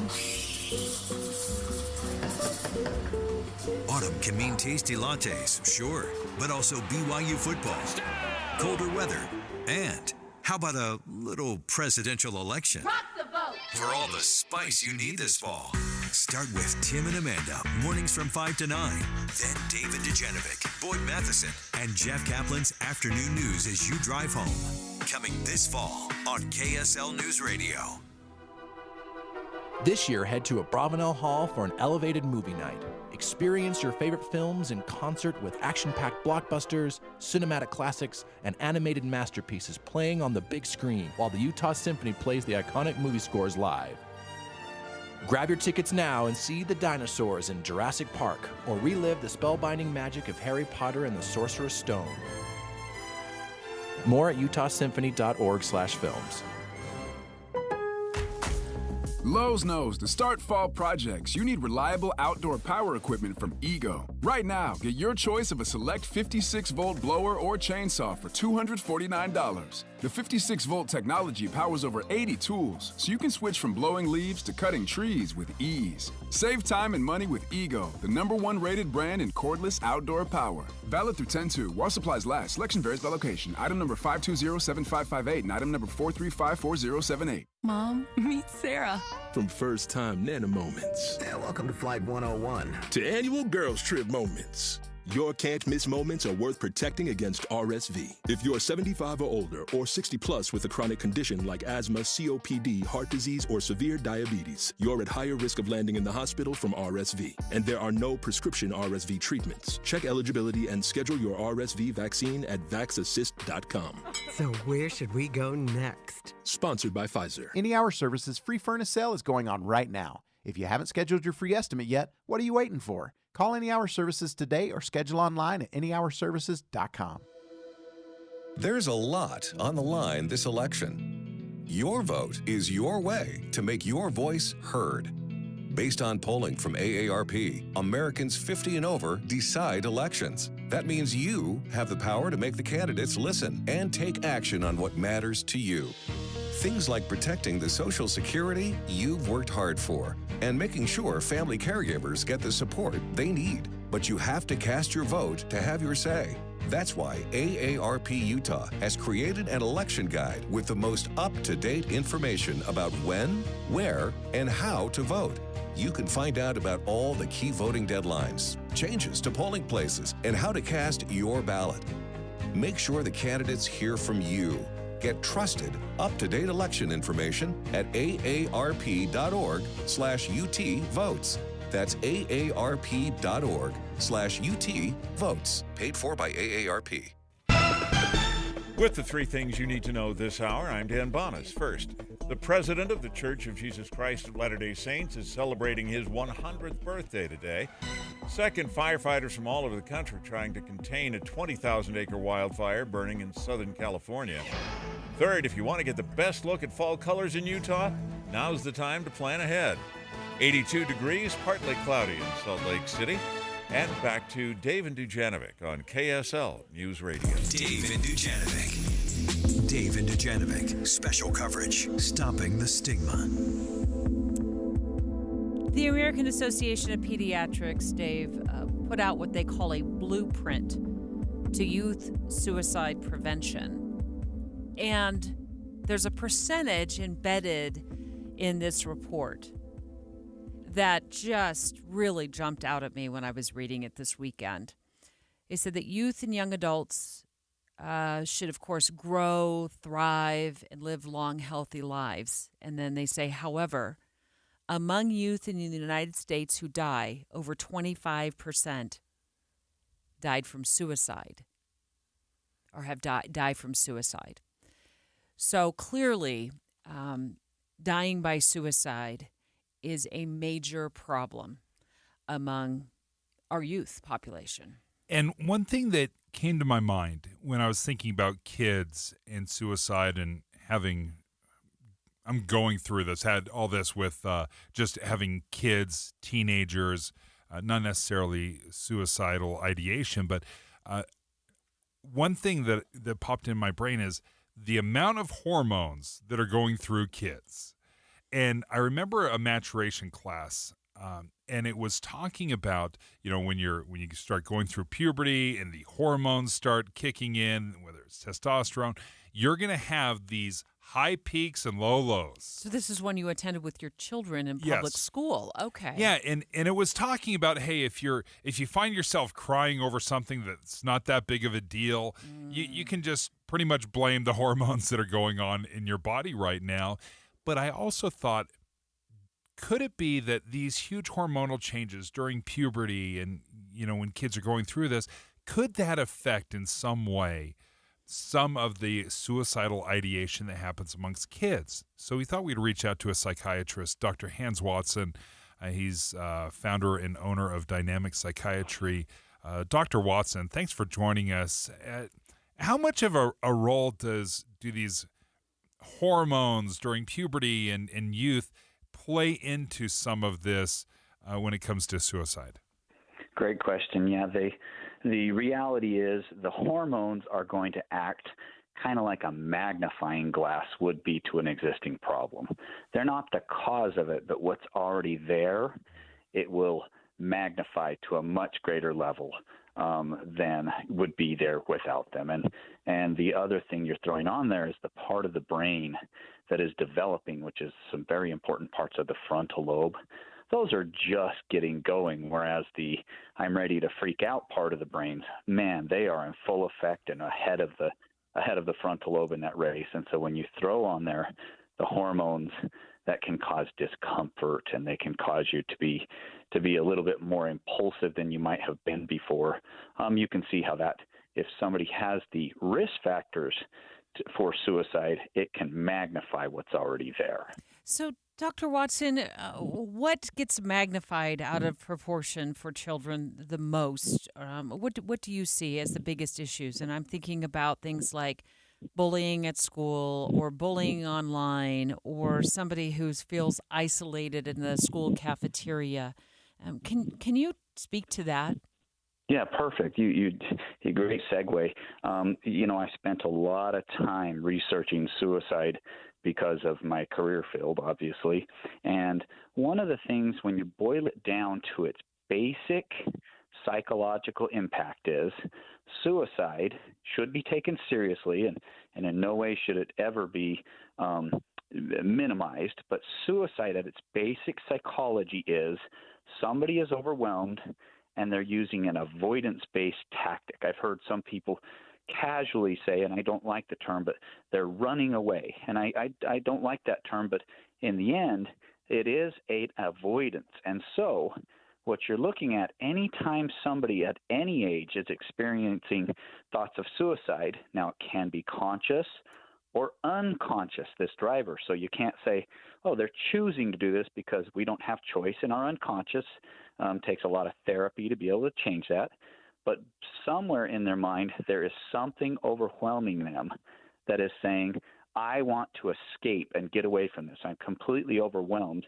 And suicide is the most permanent and last resort to, I can't figure out any other way to get away. So all the things you named there, could they be that last straw where they're saying there's just too much for me to deal with? And that is the reality of what that is. But you don't ever want to disrespect the many causes of being overwhelmed, but that is the basic psychology. So as we talk about bullying, could that be the thing that they're saying, this is overwhelming me, I don't know how to deal with it? Sure. Could it be discomfort for hormones that I've never had, plus all my other things? So you could throw any of these stressors in there and realize somebody is overwhelmed. We need to help them to be able to gain the strength to be able to start to work through this without being overwhelmed. We're talking specifically with Dr. Hans Watson, a psychiatrist, about hormones, the changes of puberty in children, and how it relates to suicide. And I think you've done a wonderful job of describing that it's more of a magnifying glass, that if there are some underlying issues, that these hormone changes and the ups and downs that are so common through puberty can really just expand or maybe make kids feel like something is so much larger than it really is. What would you recommend for parents? Perfect. Yeah. The key there is the first thing that we have to do anytime we're trying to work through this is the scariest thing you can ever encounter in life is something that is not defined. We call it an unknown. And so the first thing you have to do is define what it is that's scaring us. And sometimes that requires therapy, because if it's coming from an unconscious place that's too painful to look at yet, we do that. If it's something we're aware of, once again, therapy could help us, because that acts like a way of getting in there. Now, the most profound part of therapy is when you'd have a parent or a loved one, a sibling, we could use the term mentor of some sort, that comes in and says, wow, that is very serious. Yes, and suddenly they normalize it, but then they say, together, let's find a way to get you the strength to start confronting and working through this. And so that is the single biggest thing, is realizing I can take this on. If I don't have enough strength, somebody's there to give me a hand and lend some strength. And that is the single biggest preventer to suicide that we have, period. Are females more likely to carry around this magnifying glass at a young age than males, or are males more likely to have a bigger magnifying glass on issues that they're trying to face, Doctor? So there are studies that show that it's about the same, but females are more likely to talk about it. Males are more likely to take action to try to end their life. And so the simple answer is we don't know for sure, but the best studies we have say we believe it's about equal, and how they respond to that differs by gender. But as far as the prevalence, everybody is feeling it equally, because if you're pushing yourself in life, everybody's eventually going to get to a point. And that's the thing that's wonderful today, is we're starting to acknowledge it's okay to be overwhelmed at times. Get some help. You'll come out stronger with the help after you learn how to do that. And that's the encouraging thing that we're seeing today, is that people are now willing to admit, I am overwhelmed, I could use some help, and then they learn that lesson, and they can pass that on to other peers, or eventually when they're parents and that kind of thing, saying, I also had this, and here's what I did to take on that thing that was very difficult for me. Maybe that works for you. Doctor, we have just about a minute left, but I think it's really important, because I know as a parent, you ask your kids, how was today? And you get fine. Give us the top couple of warning signs that our kids are in in a mental health crisis. Perfect. Yes. These are all going to be when you start to see increased avoidance-based coping. I'm starting to use substances to where I don't want to have to face something in reality. I'm choosing to only engage in a fantasy world through video games or social media. I'm now withdrawing where I used to talk and now I'm withdrawing, but to a higher level than we would see with teenagers, which is normal. They start doing that, but are they also withdrawing from their friends who they used to talk with? So these withdrawal, I'm starting to seek less and less connection with others, and those are the big warning signs where it would be, we need to do something here, because they're starting to use avoidance, and all avoidance eventually leads to that suicide danger. Dr. Hans Watson, thank you for joining us, psychiatrist and owner of Dynamic Psychiatry. Thank you. Yeah, great to hear these insights, get more knowledge about how to prevent suicide, and our coverage with National Suicide Prevention Week happening this week and World Suicide Prevention Day happening tomorrow. We will continue our live coverage about prevention tomorrow. Straight ahead, Deseret News writes about the role of dads. And today's dad, well, different than yesterday's dad. Lois Collins, who wrote this story in live Straight Ahead to break it down next. It's 10:30 at KSL News Radio. I'm Dan Bomas. KSL's top story this hour. We have breaking news out of Idaho. A judge has ruled that the man accused of killing 4 University of Idaho students in 2022 will not stand trial in the university town of Moscow. Brian Koberger's defense team argued last month that between all the news coverage and the strong emotions in the close-knit community, it would be impossible to find an impartial jury there. The judge approved the change of venue this morning, though a new location has not yet been decided. Neighbors and family held a candlelight vigil last night for the mother and 3 kids who died last week in a murder-suicide in West Haven. Angel Ibarra says his sister Maribel and her kids lived in the home with him and other family members. He tells KSL TV she was not showing signs of depression or suicidal thoughts. My father, he lost his wife, my mother, and now this, and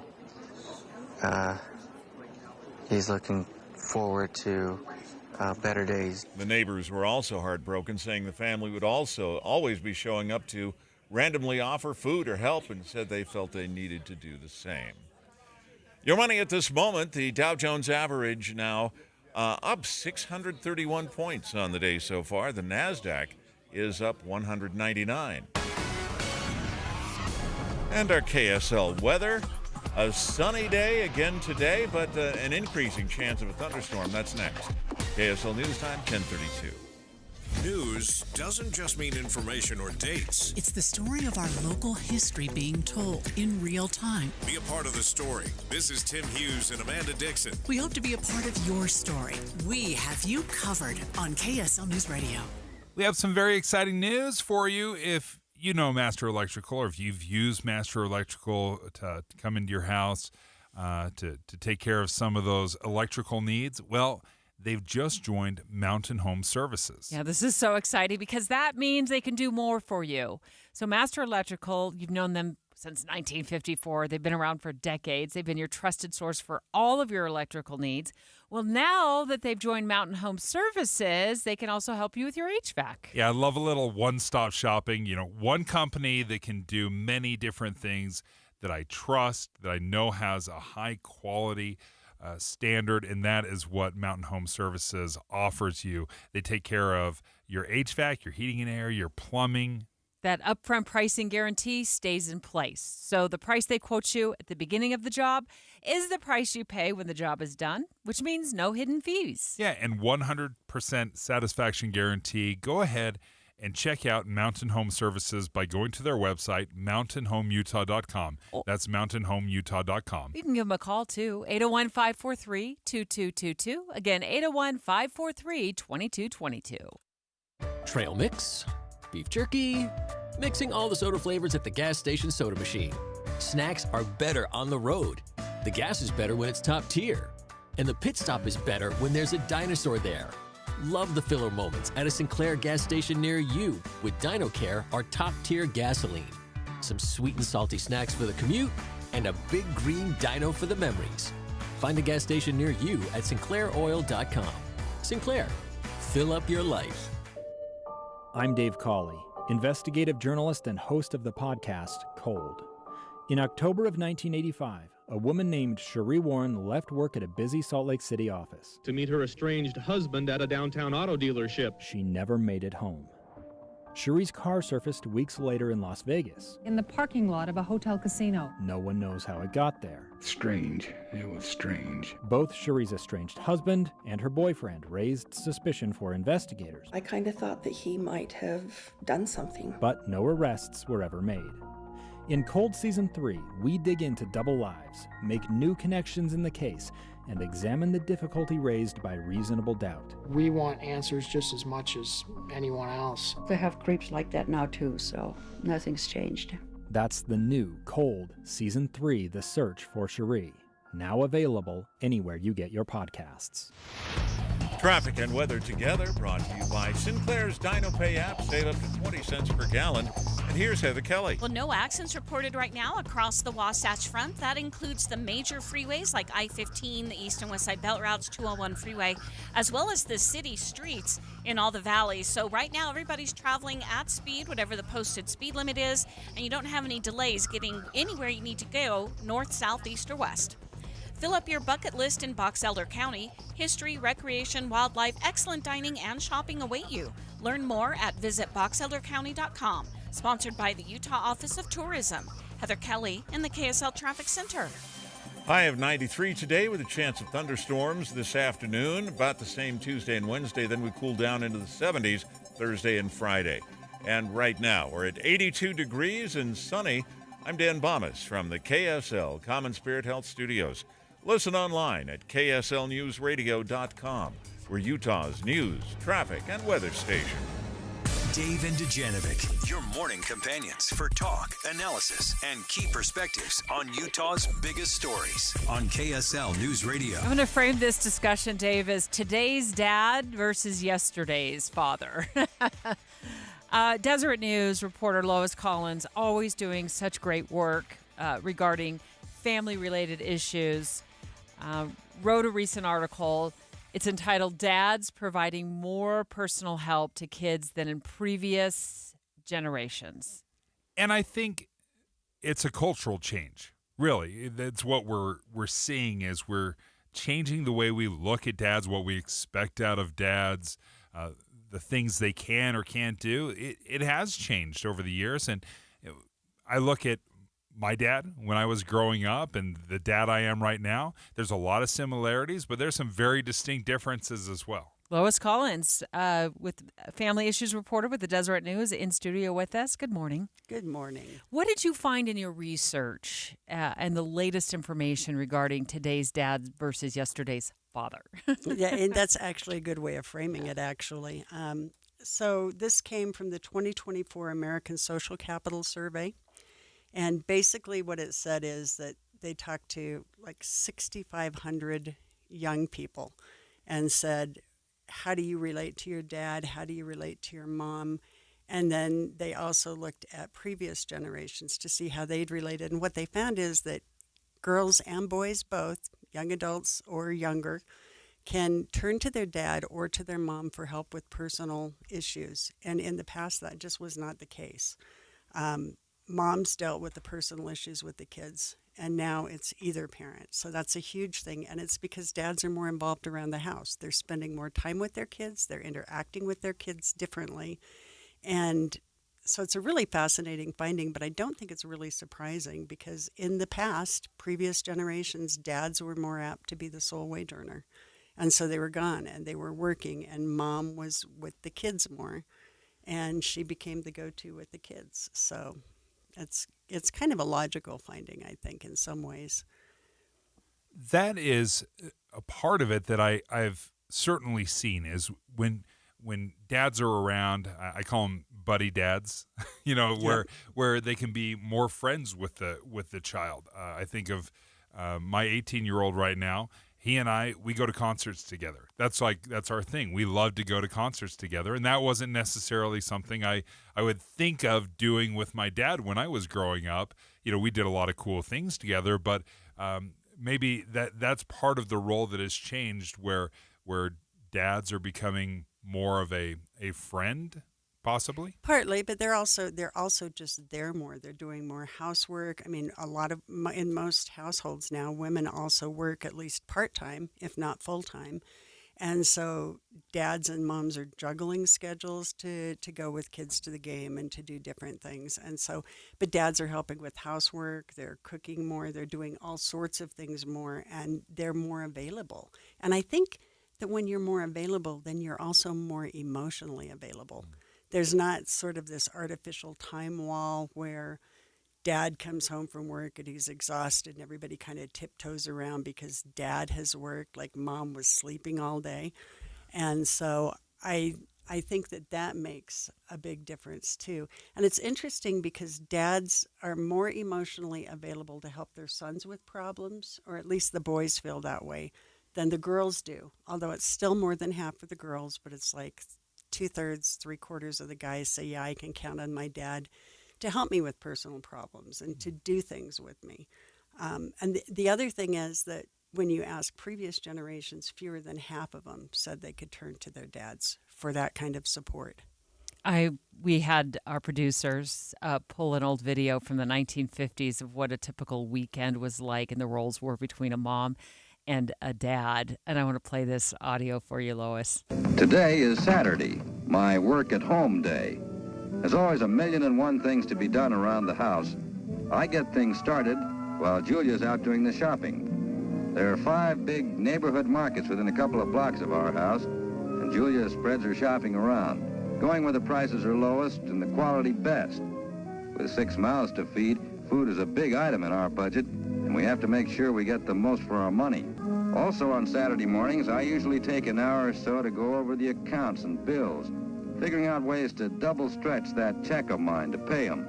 Upkeep on the house and car, electricity, gas, and all the rest. I think today's dad, Dave, you can probably speak to this more than I can. There's, equally shared chores around the house. People are shopping together, and there's more involvement that way. Well, and I think in my family, my wife has always taken care of the bills. She's always run the finances. Same at my house. We tried it the other way, and then it got put back on me. I was fine to be the CFO. I didn't mind it. I was like, I'll take it back. We tried it for a short while, but we also found jointly doing it together complicated it. But I remember my dad sitting at the table during tax time, and he had everything laid out. They're doing it by hand. This was before the computer days, and my mom was nowhere to be seen. Right, that was Dad's role, and now my wife and I, we always do taxes together. She's, shoulder to shoulder. We always do taxes together. So it's interesting to me listening to that clip because I would be willing to bet that woman shopped so slow just because she was out of the house for a minute. She was probably taking her time at those 4 neighborhood stores. Right. The other thing that is worth really mentioning in this report is that this does increase the disadvantage of kids in single-parent households because kids in 2-parent households do have both parents available to them more, and that's not always the case in single-parent households. So you can still have a great relationship with your non-resident parent, but you don't have that availability, and so there's a little bit of an increase in that gap in single-parent households. Lois Collins is a reporter with the Deseret News. She writes on family issues, always does such an excellent job breaking down the latest studies, and in this case, her article compares, today's dad to yesterday's father, and it does make me wonder if when couples talk about going into a lifelong partnership, getting married, if they're talking about these issues more frequently than they did back in the 40s and 50s, where maybe they just fell into the expected roles. I would bet on that. I would think that you'd almost have to, because the reality is that families are different now. You've got 2 parents working a lot of the times. You'd have to have those discussions, and hopefully up front so you don't get upset with each other later. Well, Lois, thank you so much for joining us. Lois Collins, a great article in the Deseret News. The headline is Dads Providing More Personal Help to Kids Than in Previous Generations. Thanks, Lois. It's a great way to an interesting conversation. Yeah, thank you so much. Straight ahead, we're going to take live phone calls. 801-575-TALK. I mean, let's have some dad confessions here. Do you feel like you are a more involved dad than your father was? I'll be curious to know what your take is on this, Dave. 801-575-TALK. We're going to take live phone calls. Are you a more involved father than your dad was? Looking forward to your live calls next. Dave and Dujanovic. Dave and Debbie go out of their way to make sure you hear all sides of a story. They're working the phones to get several viewpoints on for you. Hi, it's Tim and Amanda. We get you the full story, too. We have you covered on KSL News Radio. Before you take another injection or another weight loss pill, can you listen for just a second? We just want to talk to you about soda weight loss because I was with you. I was so frustrated. I thought, I want to lose this weight and lose this weight fast. I don't want to live one more day like this. But then I realized, but I want to be healthy for the rest of my life, not just for the next year or two while I'm taking these pills. With soda weight loss, I lost 34 pounds in less than 3 months. It's really sustainable, which is what Tyler says. I would recommend soda because it's sustainable. This is lifetime change. I would recommend soda because it works.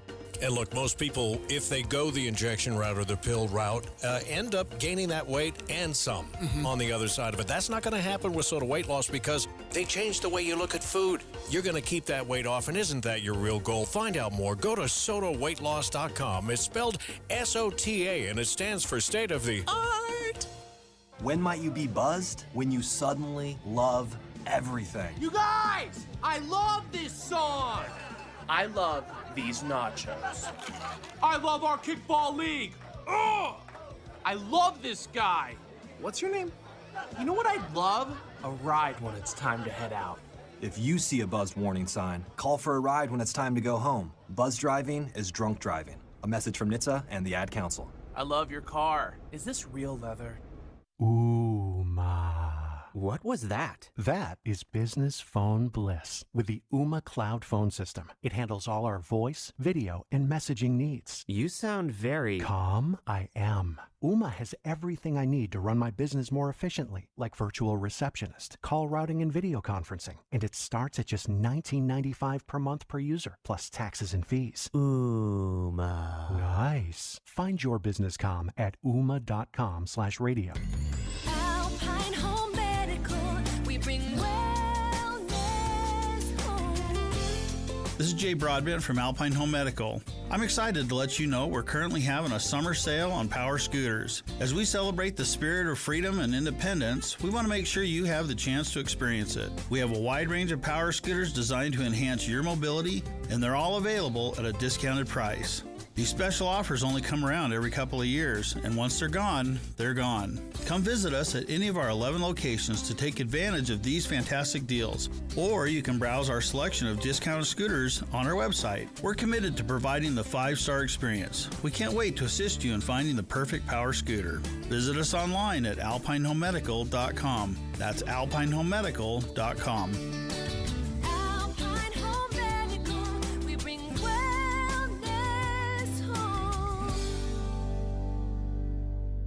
Getting help with plumbing repairs is easier than you think. All you have to do is call Any Hour Services or schedule an appointment at anyhourservices.com. No one helps more homeowners than Any Hour Services. Did you know your skin is the largest organ of your body? Huh? That's why you should shower with Old Spice Super Hydration Body Wash instead of plain old bar soap. Love your skin by super hydrating it with vitamin B3 and glorious notes of vanilla and shea. Did you know that my super hydrated skin is the second largest organ of my body? The first is my heart. Old Spice. Men have skin too. Old Spice Super Hydration Body Wash. 24/7 renewing moisture. With daily use.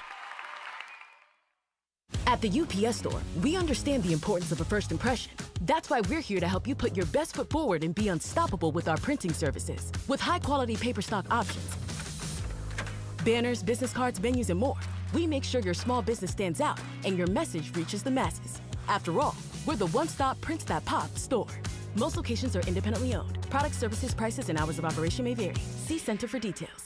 The UPS Store. Be unstoppable. Come into your local store today and get your print on.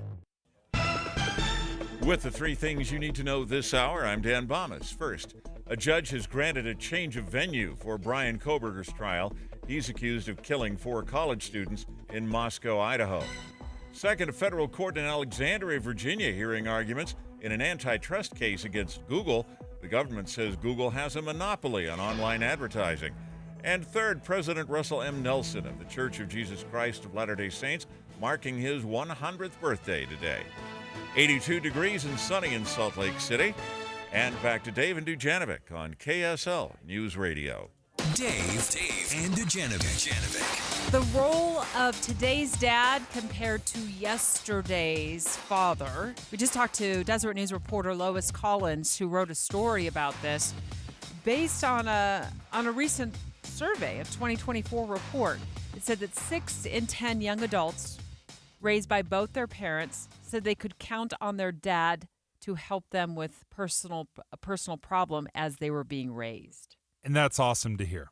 It's awesome to hear that you're not just relying exclusively on mom, that you can turn to dad as well and say, hey, can you help me through this as well? That's an honor, quite honestly. Steve, from North Ogden, do you feel like you're a more involved dad than your dad was? So I am. I actually do. I try to do so much for my kids. I have a girl and then I have twin boys. I even worked at Lagoon as an EMT for a few seasons just so that they can go a lot cheaper than what it costs. But growing up, I didn't get along with my dad. He was in the military. He was a pilot and stuff. And so it was my mom that took me to baseball games and hockey games and stuff.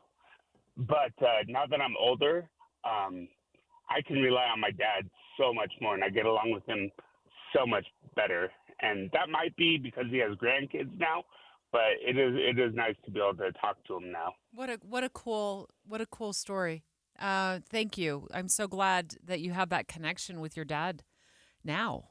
We're taking your phone calls, 801-575-TALK, and this really stems from an article from the Deseret News, Lois Collins, saying that dads are providing more personal help to the kids than in previous generations. So we're taking your phone calls. Do you feel like your dad, your husband, are they more involved than maybe the previous generations? 801-575-TALK. Also on our text line at 57500. And by the way, you can text us anytime. I hear Tim and Amanda reading your text live on the air. Dave and I read your text live on the air. And that is our text line. So if it's safe to do so, just go ahead and send us a text. This listener says priorities back in the day for families back in the day just seem to kind of come in last. And then my priorities are work, providing for my family, and then my children and wife, and then some church callings as well. And it can be very demanding.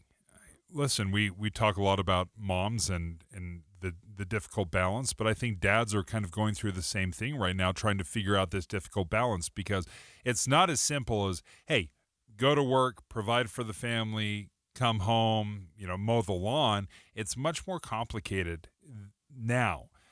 There are expectations, I think, reasonable as they might be, to help out with the home, for chores, doing some laundry, cooking some dinner, being there emotionally for your kids. The father being the one that goes to the PTA meeting, or maybe the meeting with the teachers, and that I think is different and is evolving and changing from generations past. As have the dynamics inside the home. Moms, women are working, many of them full time. I know. I worked full time as far back as the eye can see. So to come home and try to accomplish all of the home, chores at home that were going on, and running all the kids around to their different events would have been completely impossible for me to try to coordinate all of that. So having that involvement was absolutely key. How about you in your own home? How do you feel? Are you more involved than you feel like your father was? It's interesting because in a little bit of a different way, my father was very involved in my life. We both shared a great love for sports, so we bonded over sports. I was a pitcher, and he was always my catcher. And whenever I wanted to play catch, he was.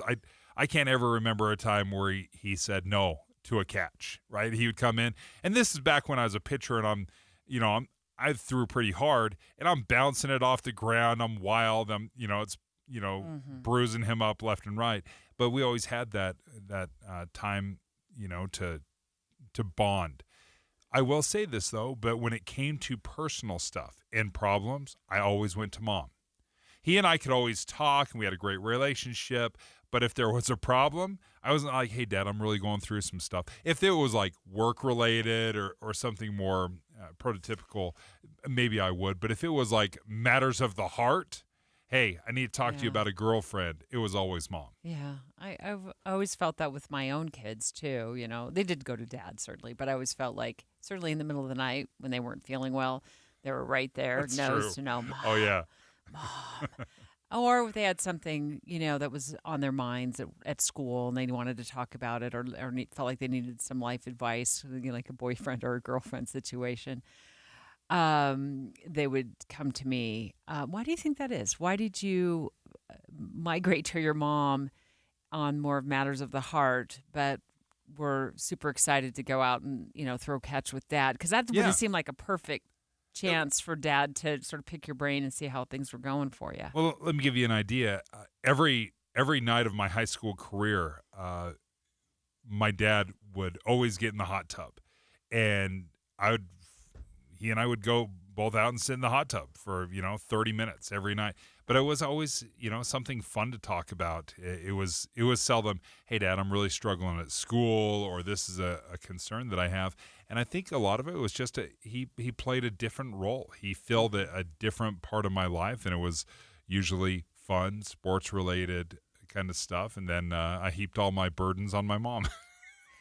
I'm curious to know, what it was that shifted how a dad interacts with their child nowadays compared to what was in the 40s and 50s. I think a lot of it does have to do with the role of women in the family, and a lot has changed in terms of part-time work and full-time work. And it's just, there's not enough hours in a day to shove, 10 pounds of potatoes, everything you have to get done, into a 5-pound bag. And so it would be impossible to operate a family in many cases as what happened in the 1940s and 50s, where Dad went to work, Mom stayed home largely. Not all moms. There were moms back then who worked full time, but it has shifted so much the workforce has shifted so much, and now we're in a situation for a lot of families where you can't afford not to have both parents working. So I think that has been a major shift in how families operate. And you cannot expect Mom to do the laundry, the shopping, the cooking, the cleaning, and the role of Dad to be, well, I'm home from work now. Everybody be quiet so I can take a little bit of a nap.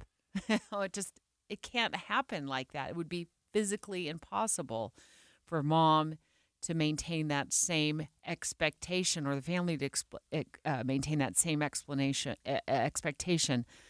that we had of moms back in the day. I think culturally, no question, we have shifted and changed. But sometimes I think we just assume that we're naturally getting better. And this is a different way of parenting. There's probably some unintended consequences of bleeding roles or changing dynamics that we may not know about for another 10 or 15 years. I will say this, despite the fact that I didn't have a dad that I'd sit down and talk to him about, a girlfriend or struggles I have at school, I wouldn't change anything, and I didn't feel neglected. And I think just because it was different than it is now doesn't necessarily mean it is better now. How about this text at 57500? It says, my parents had 8 children, and my dad did not change a single diaper. But now that he's a grandpa, he's started changing diapers and taking on household chores. We all change. I think we change what is important, what is not important, what we will and what won't do. And I think a lot of times, when we say, oh, he wouldn't change a diaper, well, was it asked of him? Was it an expectation? Or was it just a flat denial? Yeah, things have changed over the last 50 years, no question. You know what screams that a dirty diaper needs to be changed? The odor. The odor, yeah. I don't think anybody needs to No be one needs to ask. We just grab the child, our little kiddo, and change that diaper as quickly as possible. Straight ahead, happy birthday to President Russell M. Nelson, the leader of the Church of Jesus Christ of Latter-day Saints, turns 100 years old. Boyd Matheson in here in a moment to help us celebrate. KSL FM Midvale. KSL Salt Lake City. From the KSL Common Spirit Health Studios, this is KSL News Radio. Utah's news, traffic, and weather station. It's 11 o'clock at KSL News Radio. I'm Dan Bomas. KSL's top story this hour. President Russell M. Nelson of the Church of Jesus Christ of Latter-day Saints turns 100 today. To help him celebrate, he asked church members to minister to the 1 as well as the 90 and 9. I have a brother here in Utah, so he occasionally needs help with his daughters. So just going there, helping him with my wife, trying to do like a little babysitting while they go to like dates or something like that. Carlos Garofalo says he was really touched by 2 of President Nelson's messages. One was the message to repent daily, the other to be thankful. A judge in Moscow, Idaho, has granted a change of venue for Brian Koberger. He's accused of murdering 4 University of Idaho college students 2 years ago. His lawyers argued the court couldn't find an impartial jury in the small college town. Just where the trial will be held, though, hasn't yet been determined. Your money at this moment, the Dow Jones average up now 643 points on the day. The NASDAQ is up 222. And our KSL weather. We've got sunny skies today. There's a chance of a thunderstorm south of Salt Lake. That's next. KSL News Time, 11:01. You know what's great about KSL's traffic coverage? Trained traffic reporters and real listeners. Trading information and making the commute safer and faster for everyone. Every 10 minutes on the 9s, we have you covered on KSL News Radio.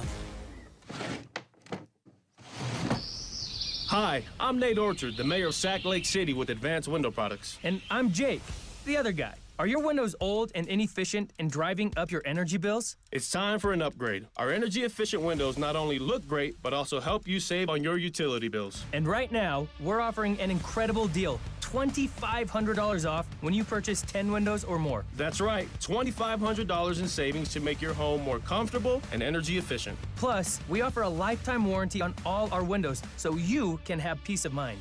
Don't wait. Call us today at 801-850-9100 or visit us at advancedwindows.com to schedule your free estimate. We also offer payment plans as low as $150 a month. From our factory to your installation in 8 weeks or less. Call us today at 801-850-9100 or visit us at advancedwindows.com to schedule your free estimate. Advanced Window Products, Utah's window experts.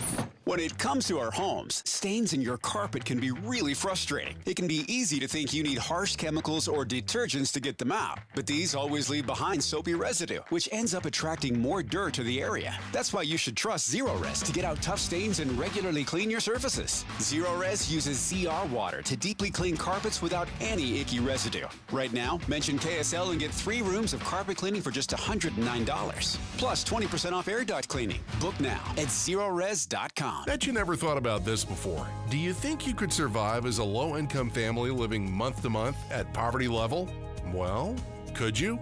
Community Action Services and Food Bank Circles Initiative presents the No Poverty Summit, September 19th from 9 to 4 at Provo City Library. Participate in an immersive poverty simulation and discover just how much it can change the way you think about poverty. You'll hear from highly esteemed community leaders, First Lady Abby Cox, Wayne Niederhauser, Joanne Goldblum, and Marcia Judkins, with what they're seeing statewide and nationally related to poverty, and how we can create better opportunities for people to obtain financial stability. Tickets are $15 and available at casfb.org.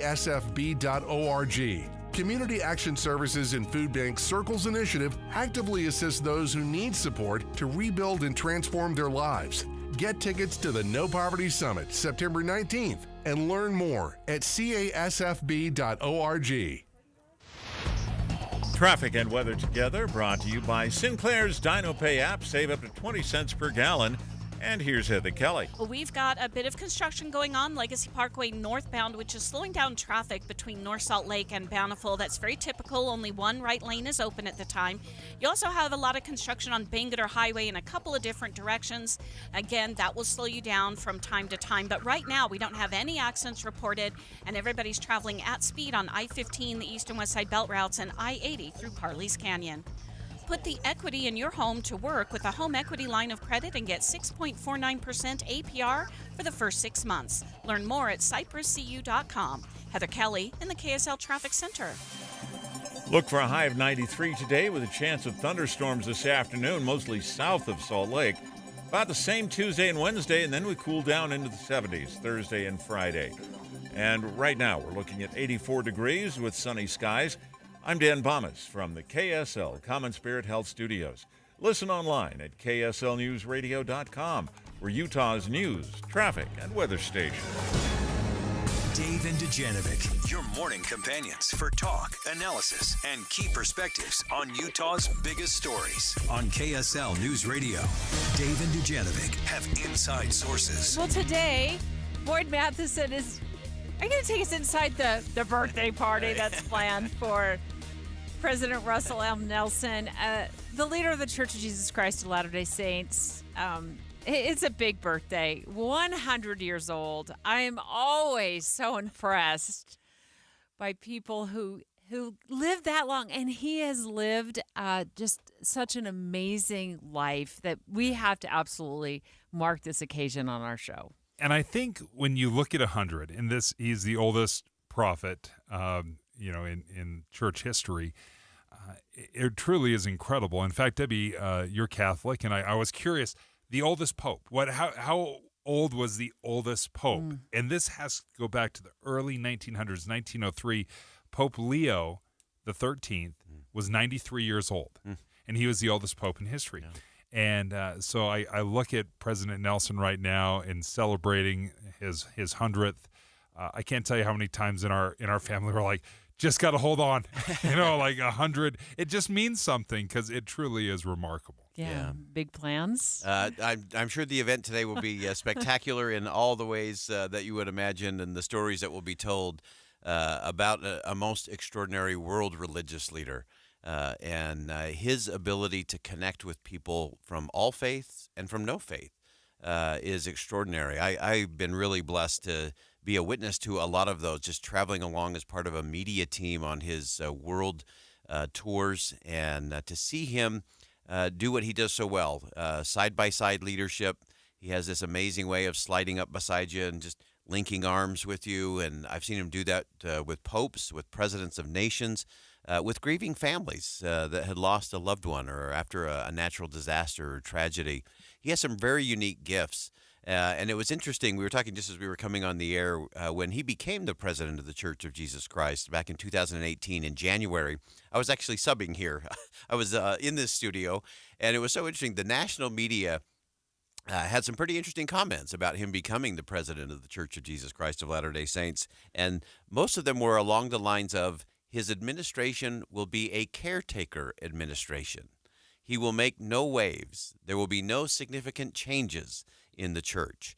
And if there were one thing that would be the hallmark of his administration, is change, is transformation. And I would always say he stamped it with urgency. This was a man who started as president of the church in his 90s. And I've never seen someone in a bigger hurry to accomplish things that matter all around the world. What is it? I just love the idea of 100 years. What's the special meaning behind this moment? I think it's actually, I will tell you this. Anyone who thinks that this 100 is the end has something coming. It's just the beginning, right? Yeah, it's just the beginning. For President Russell M. Nelson, and this is interesting, his wife Wendy has made this comment numerous times, that the older he has gotten, the more fascinated and focused and even obsessed he's become with the future. A lot of people, when they get older, even in their 70s and 80s, they start looking backwards. They spend a lot of time reminiscing about the good old days and what had happened. And he has no time for that. In fact, I think the party today will probably be slightly an annoyance because he's got work to do. he is passionate. He has an urgency in everything that he does, and he's always had that. Back to the time when he was doing medical research, and for him, that medical research was a way not to get accolades, not to get grants and rewards and attention, but he was fighting disease and death. He shared in an extraordinary way. At that time, the early studies on heart surgery, all the doctors around the country that were getting into this space, and here's a perspective on 100 years. When he started medical school, it was believed that anyone who touched the human heart would be banned from the medical profession. Wow. And he was a pioneer in that space. And he described how he would have these calls with other doctors around the nation that were also doing research in this. And he just made it in an offhanded way, say, and we shared everything. I gave him all my data and all my research. And I was like, wait. These were your competitors. These are the people that you were competing with for attention and grants and all of those things. And he said, no. They weren't my competitors. Death was my competitor. And so he has this really unique vision. Boy, you have to say that again, because that puts everything in perspective. Yeah, and right? it gives you the essence of his 100 years. Yeah. It is always about what is the real issue we're going at. We're not competing. We're trying to accomplish something that's much higher and much bigger than that.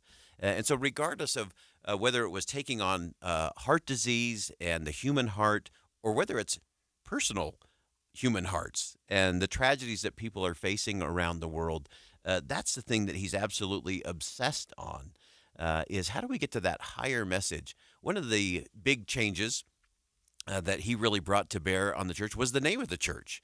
And Debbie, as a Catholic, you said it beautifully. I've listened to preachers in San Francisco and across the country use the name of the church with such reverence because of what he said about it. And many people, when he made that announcement that the focus would be on the Church of Jesus Christ of Latter-day Saints, again, national media scoffed, scorned, said that's impossible. That's a branding strategy. It'll never work. You've got to change 1 million domains and email addresses, and it'll never happen, never work. No one will ever accept it. And here we are down the road, and it's extraordinary. But it wasn't about a branding effort. It was actually focusing the members of the church on what the focus was really supposed to be about, and that is Jesus Christ. And so he always has this ability to get to not just the essence of something, but the essence of the issue, because he's so willing to listen. I've never met someone who is a better listener. Even though he's usually the smartest guy in the room, I've never heard him say, and you can ask anyone who's worked with him, would say, I've never heard him utter the phrase, I knew that. Oh, I know that. Regardless, even if he did know it, because he wants everyone to participate. He wants everyone to not just have a seat at the table, but a voice at the table. And that's why he's been able to accomplish so much. 100 years is a long time. It's a long list of accomplishments, but the accomplishments that we know of are minuscule to the principles and the individual lives that he's touched along the way. Part of what has made his presidency so interesting, Boyd, and you talk about being a renowned surgeon, highly qualified. In fact, he operated on my grandfather's heart. So it's pretty incredible. He was a wonderful surgeon. But I look at BYU, for example.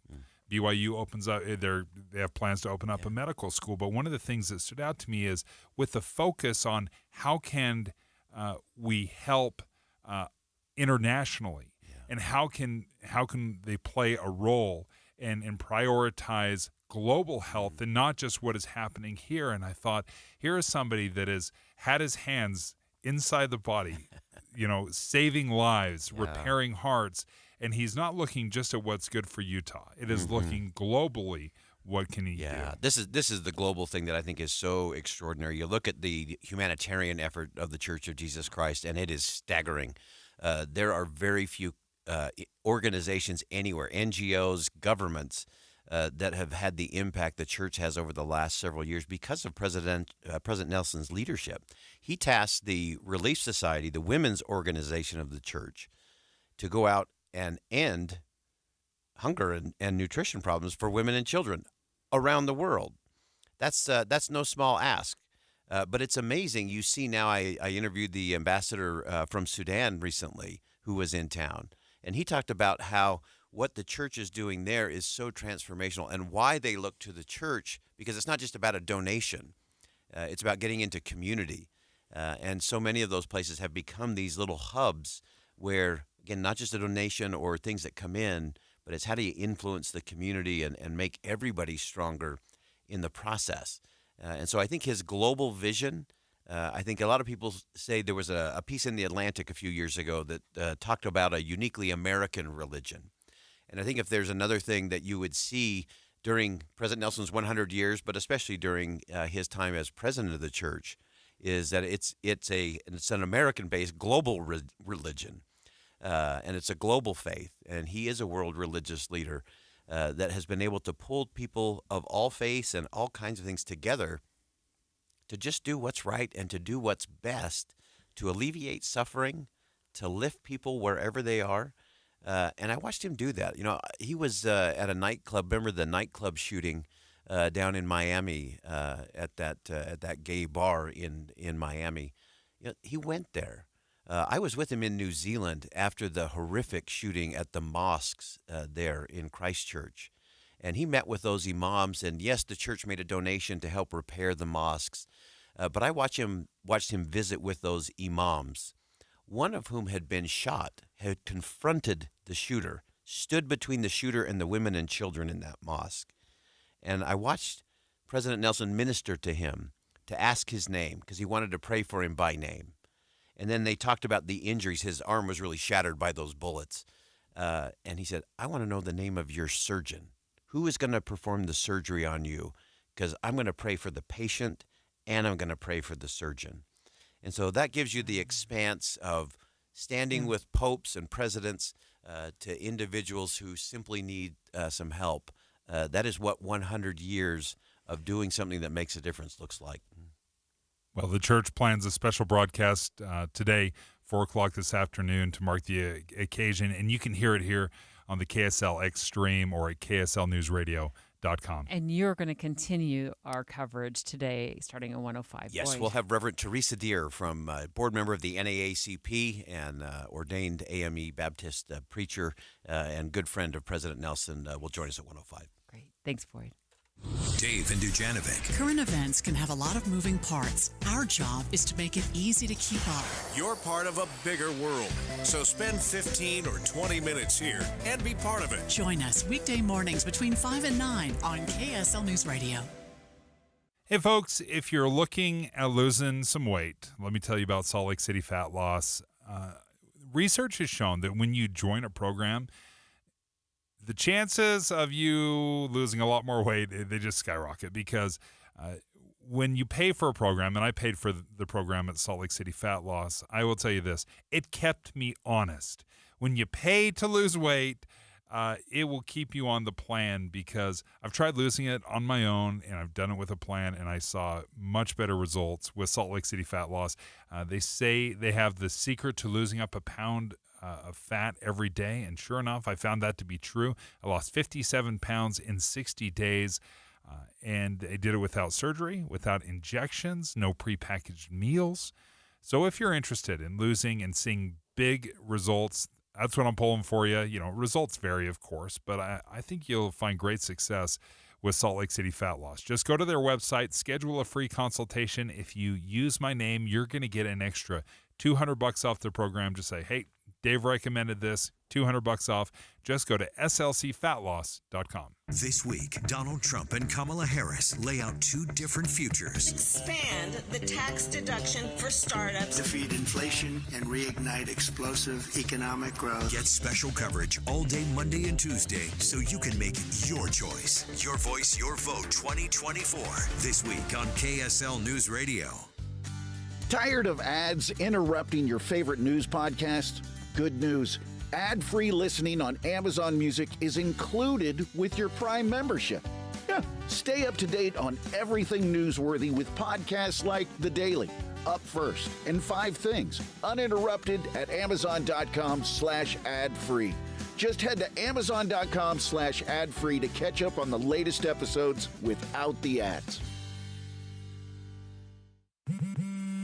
What's better than one win? 3 wins. With Straight Savings, you keep your own phone, get one line for only $25 a month with real unlimited data, and get rewarded with a $200 phone credit after 12 months. It's a win-win-win. Head to Walmart or visit straighttalk.com today. Switch to Straight Talk. Less dollars, more sense. Straight Savings Plan enrollment requires compatible unlocked device and new line of service. Bonus device credit requires 12 months of active service. Offer ends if eligibility requirements are no longer met. Taxes and fees apply. For network management practices, see Straight Talk's terms and conditions. What's up, everybody? I'm Mike Wilson with Any Hour Services, and if you have a drain that's clogged or backed up, after you've tried the plungers and products, the next step usually involves some kind of drain snake or cabling equipment. You see, sometimes the blockage is far enough down the line that you need special equipment that most homeowners just don't have. That's where the Drains Department at Any Hour Services can help. A drain snake can clear most blockages and get the water flowing again, and clearing blocked drains is what our Drains Department does day in and day out. So if you're a homeowner with a drain line that's clogged or backed up and you'd like one of our drain technicians to come and snake the line for you, it's only $29. Yep, you heard that right. Any Hour Services will snake any drain line with normal access for only $29. Sinks, showers, tubs, toilets, floor drains, laundry drains, even that sewer main line that connects to the city. We'll snake any line for just $29. For help with your drain issues, call Any Hour Services at 801-443-7700. You can Google Any Hour Services. You can even schedule online at anyhourservices.com. No one helps more homeowners than Any Hour Services. Visit Marisa Bravenel Hall for the Utah Symphony's Pop Series. Visit utahsymphony.org/pops. Right now might just be the perfect time to upgrade your living space to one that has, well, a little more space. You've earned the equity in your home. It's now time to put it to good use. Whether it's opening up a cramped or dated floor plan, adding a little more luxury to your bath, or finally building the kitchen of your dreams, Golden West has a home equity line of credit for a low introductory rate of 5.55% APR fixed for 5 months. With a Golden West home equity credit line, you'll save money with no fees or closing costs. And Golden West makes accessing the equity in your home easy with a Visa Platinum Card. Start making the most of your equity today and make your plans a reality. Apply at any branch, online at gwcu.org, or on our mobile app. Equal Housing Lender, NMLS number 440574. We'll take care of you. With the 3 things you need to know this hour, I'm Dan Bomas. First, President Russell M. Nelson, the president of the Church of Jesus Christ of Latter-day Saints, marks his 100th birthday today. Second, the man accused of murdering 4 University of Idaho students will not have to stand trial in the small college town of Moscow. And third, the Princess of Wales says she's done now with chemotherapy. 84 degrees and sunny in Salt Lake City. And back to Dave and Dujanovic on KSL News Radio. Dave and Dujanovic. You know, we have been in the unfortunate position to talk quite a bit lately about children and access to guns. And as Dave and I were talking about it a lot last week with everything that was going on, the one thing we asked ourselves is, you know, is there any sort of gun safety classes that are available, you know, in the public education realm? And we found that there was a proposal by one Utah lawmaker, and then we found that his proposal struggled. Yes, gun safety classes in school makes a ton of sense to me. One of the problems I think we do is we conflate accidental shootings with intentional shootings. And I'm really focused on the accidental shootings because I think those are highly preventable with education. Intentional shootings, that's an entirely different thing and it needs to be addressed differently. But when it comes to accidental shootings, and we just recently had a terrible, awful accidental shooting where an 8-year-old shot himself and died last week, I think an education program from the schools at all ages would be absolutely wonderful, and I think it could save lives. Representative Rex Shipp represents the people of Iron County towards southern Utah, live on the line, almost to the border there. I know you've got Washington County in between you, but Yeah, Yeah. You had this proposal back a couple of years ago on Utah's Capitol Hill. And, to Dave's point, we had this horrible, tragic situation happen, in Lehigh at a gas station there. It happened on Labor Day evening where an 8-year-old accidentally shot himself and died. But it looks like your proposal probably would have been for older kids, older students. Can you speak to what your proposal was, and then we're going to talk about what happened to it? Well, yes, the proposal initially, because people you can go buy a firearm at age 21, and yet here's people that maybe are able to go buy one that don't even know how to handle one and maybe haven't in the past. And so I'd come up with the idea to have an education program for gun safety, basically initially as a pilot program in the high schools.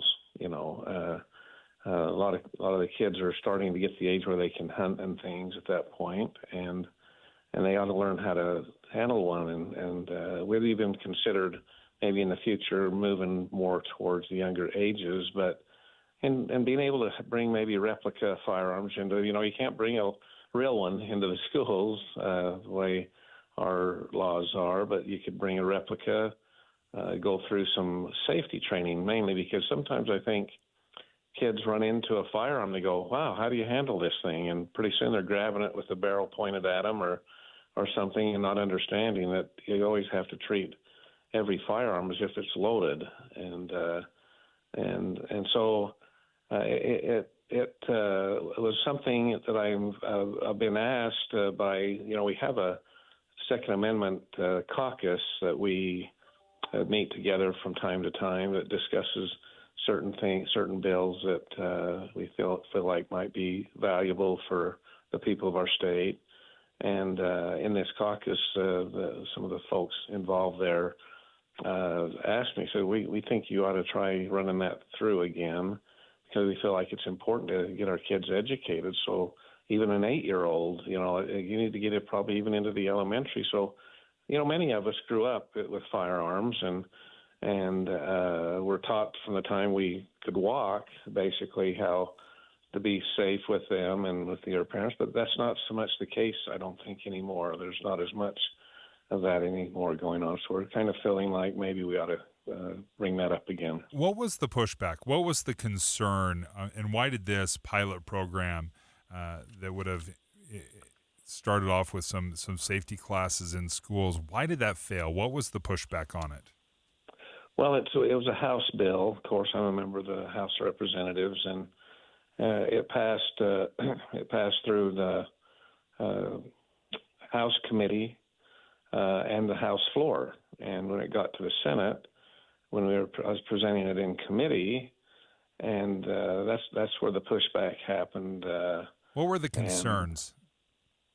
Well, somebody had kind of come up with the idea, says, well, you can already do that in the schools, which I didn't, and it was kind of some bad information. I mean, it's, I didn't understand fully why they were pushing back against it. It's almost like you start talking about getting involved with firearms with kids, that people think, oh, now the gun's going to jump up and shoot them or something, instead of realizing that, hey, they need to be educated on how to handle it. And so I just kind of let it sit for a while. Representative Walt Brooks and I had talked quite a bit about it, and he actually had a brother that's a principal in a school in St. George area that they thought, well, let's try it as a pilot and get it started, and maybe certain schools could have an option to have it as an elective course, like a physical education course. We were thinking initially maybe to even have it a mandatory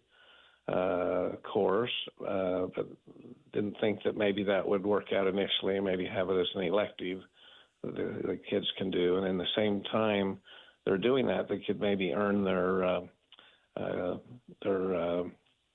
hunter safety course. Before you can apply for a hunter's license, they have to have hunter safety maybe work that in together with the bill. So. Representative Rex Shipp live on the line with us.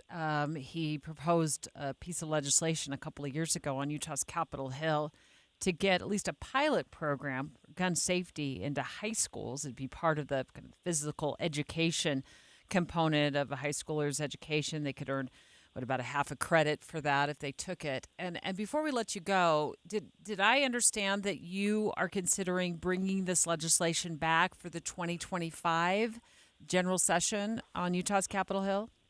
Yes, I am considering it. I've been into some discussions with the people in this Second Amendment caucus that feel like they want to make sure people are educated to avoid the types of things which we just had happen, with this accidental shooting, and also to make sure we're being safe, so that if it's not going to be accidental, if there's some self-inflicted things, that guns are put in a safe place, kids run into them, they know what to do. Hey, mom, dad, there's this gun here, or they should be kept in the lockbox for a gun safe. Those types of things need to be taught, and the kids need to know about it. So we're thinking that we'd want to I'm considering bringing it back this year for the 2025 session, yes. Representative Rex Shipp, thank you for joining us. So let's take live phone calls straight ahead. And to be clear, this articles in the past, and he stated this as well just a few minutes ago, this would involve, a replica firearm, not a real firearm. So the question is, would you want a gun safety class offered in your child's school? 801-575-TALK. 801-575-TALK. Let's talk it out. Next. It's 11:30 at KSL News Radio. I'm Dan Bomas. KSL's top story this hour: the president of the Church of Jesus Christ of Latter-day Saints turns 100 years old today. President Russell M. Nelson is the oldest person ever to lead the church. He was named to the Quorum of the 12 Apostles in 1984, sustained as president of the church in 2018. A special broadcast marking the occasion is planned for this afternoon at 4 o'clock. You can watch it on KSL News Radio's X stream at kslnewsradio.com. New polling numbers show Governor Spencer Cox has a comfortable lead ahead of the general election. KSL News Radio's Adam Small has more on that. The Utah Debate Commission released a new poll conducted by Lighthouse Research. They asked over 500 random Utah voters who they would vote for if the election were held today. 48% said they would vote for Governor Spencer Cox, 27% said they would vote for Brian King, and just under 7% said they would vote for Robert Latham. Cox's lead was nearly twice as large in a Deseret News Hinckley Institute of Politics poll that was conducted last month.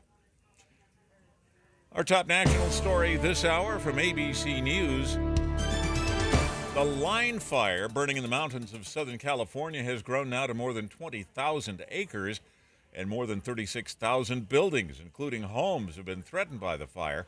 Firefighters from across California and even out of state are on the scene there. Your money at this moment: the Dow Jones average up on the day now, 551 points.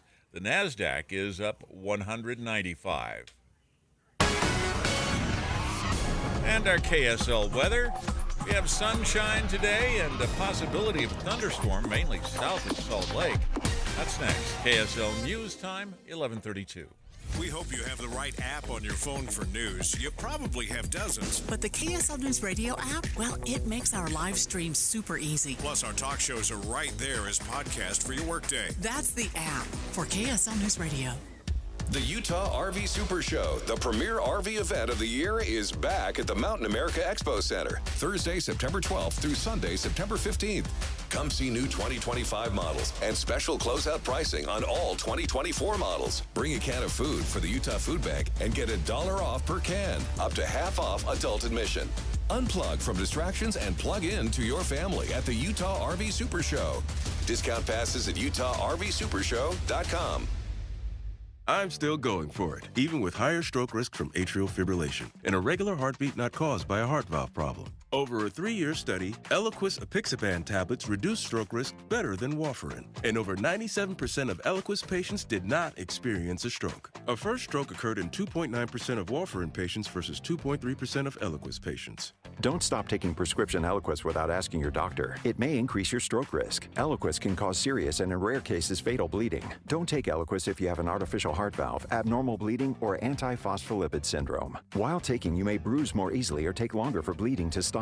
A spinal injection while on Eliquis increases risk of blood clots, which may cause paralysis, the inability to move. Get medical help right away for unexpected bleeding, unusual bruising, or tingling, numbness, or muscle weakness. Medications such as aspirin products, NSAIDs, SSRIs, SNRIs, and blood thinners may increase bleeding risk. Tell your doctor about all planned medical or dental procedures. Learn more at Eliquis.com or call 1-855-ELIQUIS. Inside Sources with Boyd Matheson. Our goal every day on Inside Sources is to help you divide the rage from the reason, elevate the conversation, connect the dots, and make the news make sense in your world.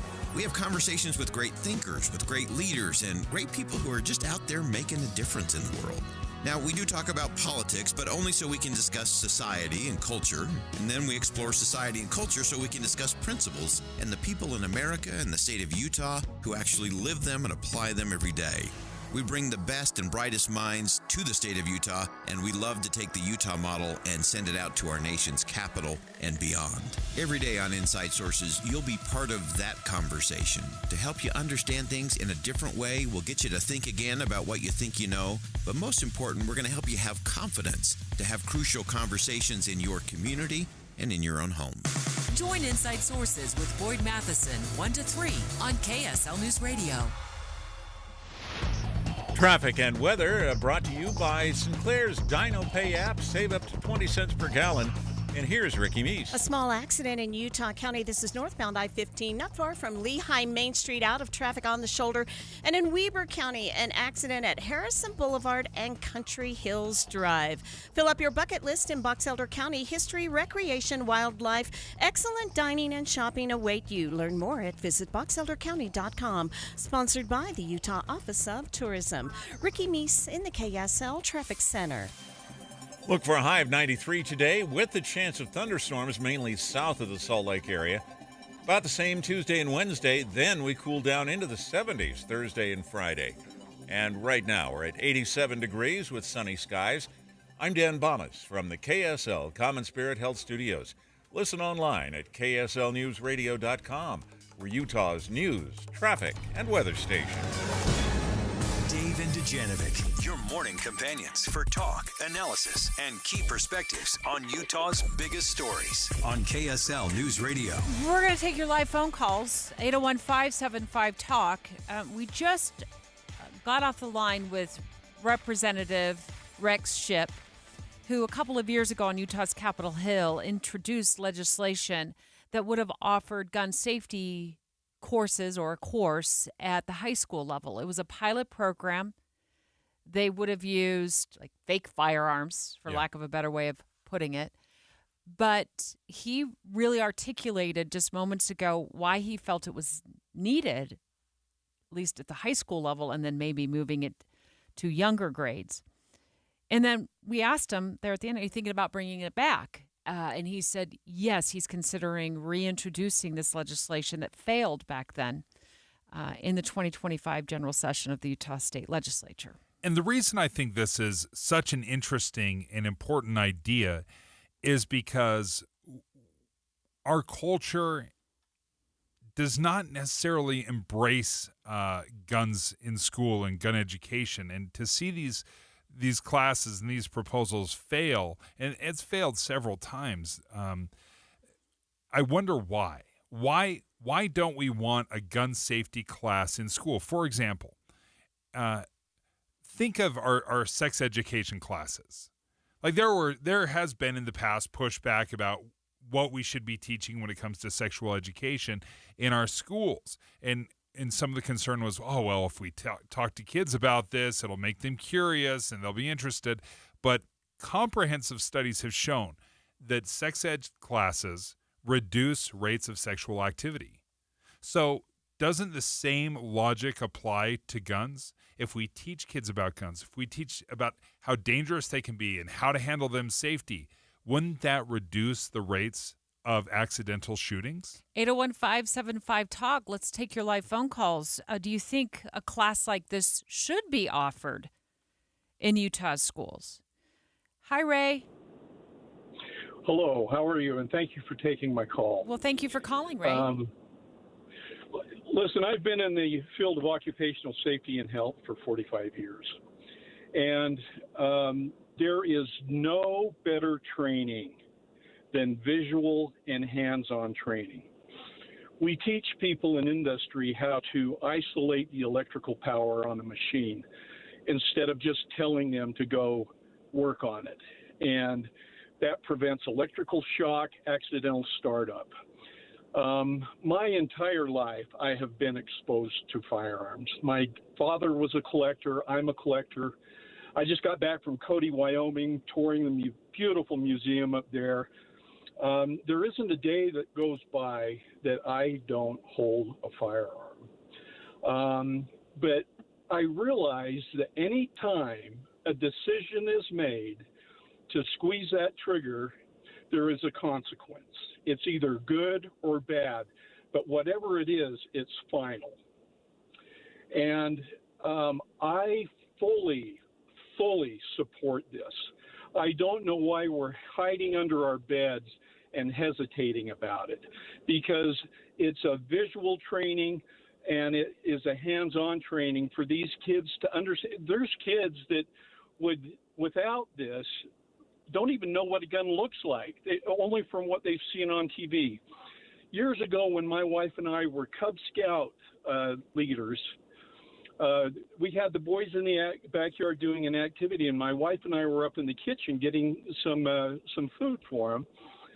And my son came running upstairs. Now, he's been brought up in a home where there's guns, and they've always been locked up and secured. He came running up and said, "Dad, such and such has a gun in the backyard with bullets." And my wife and I ran down. The kid had got nervous and took off. I immediately called his mother. She immediately called the police, and we found the boy about the same time. And I applaud her very proactive, immediate reaction to this. Yeah. And but also, there was no incident. Congratulations to your son for flagging this and knowing to run to you, Ray, and tell you, hey, there's a big problem. There's a child right there with bullets and a gun. And Debbie, we saw a study that happened out of the Ohio State University, and they conducted a study, an experiment, where they showed kids a gun safety video. They took this group of kids, it was a little over 200 kids, and they showed half the group a gun safety video, and then they showed the other group, I think, a car safety video. Yeah, it was car safety. And then about a week later, they put them into this play area, and in that play area, there was a kind of mysterious box, and there was 2 disabled guns in there. 96% of the kids that went in there found the gun. So the kids, they explored, they found the gun. So almost every kid found the gun. But the kids that had seen the safety video handled it less. They pulled the trigger less. They were more likely to tell an adult. They were 3 times more likely to tell an adult that they found the gun. And it was after they watched a 1-minute video. It wasn't well produced. It was just a video. And if that was successful, I can't help but think how much more successful would be a standard curriculum on gun safety in schools. We spoke earlier, just a few minutes ago, to State Representative Rex Shipp. He had a proposal before the legislature a couple of years ago that would have made it so there was a pilot program that offered a gun safety course. Now, it wasn't like years of gun safety, but it seemed sensible. It was offering a half a credit, and it would be part of the kind of the PE curriculum. It would have been an elective. and that failed. It failed. And he told us just moments ago he's thinking about bringing it back in the 2025 general session of the Utah State Legislature. And being able to bring maybe replica firearms into, you can't bring a real one into the schools the way our laws are, but you could bring a replica, go through some safety training, mainly because sometimes I think kids run into a firearm, they go, wow, how do you handle this thing? And pretty soon they're grabbing We're it. taking your phone calls. Bob is on the road. Bob, what do you think about bringing gun safety courses into Utah's public schools? I appreciate your topic today. This isn't a new thing.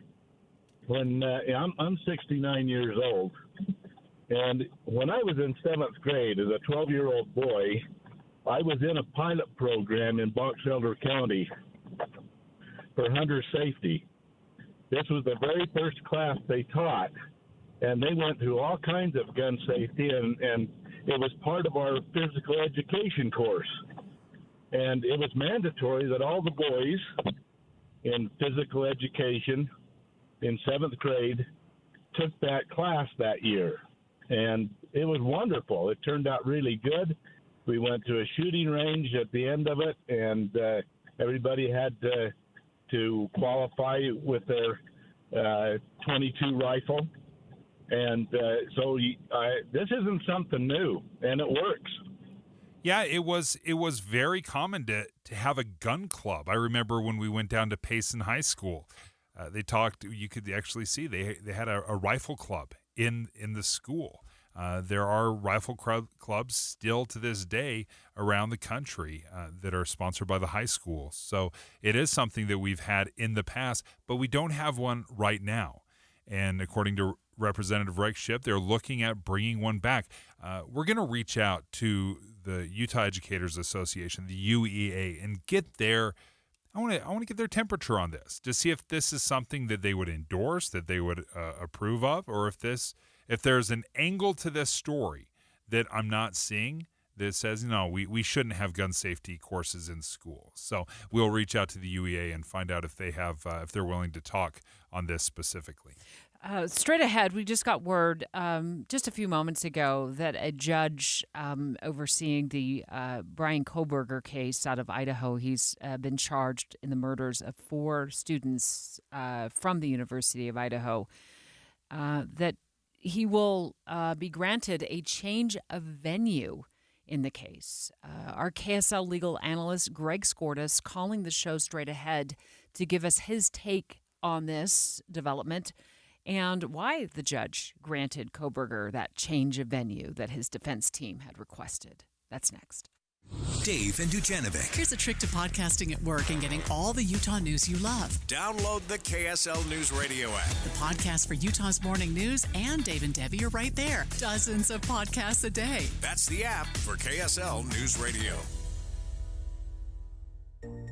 September has come and fall is here. Make this new season the time when those extra pounds and inches fall off of you.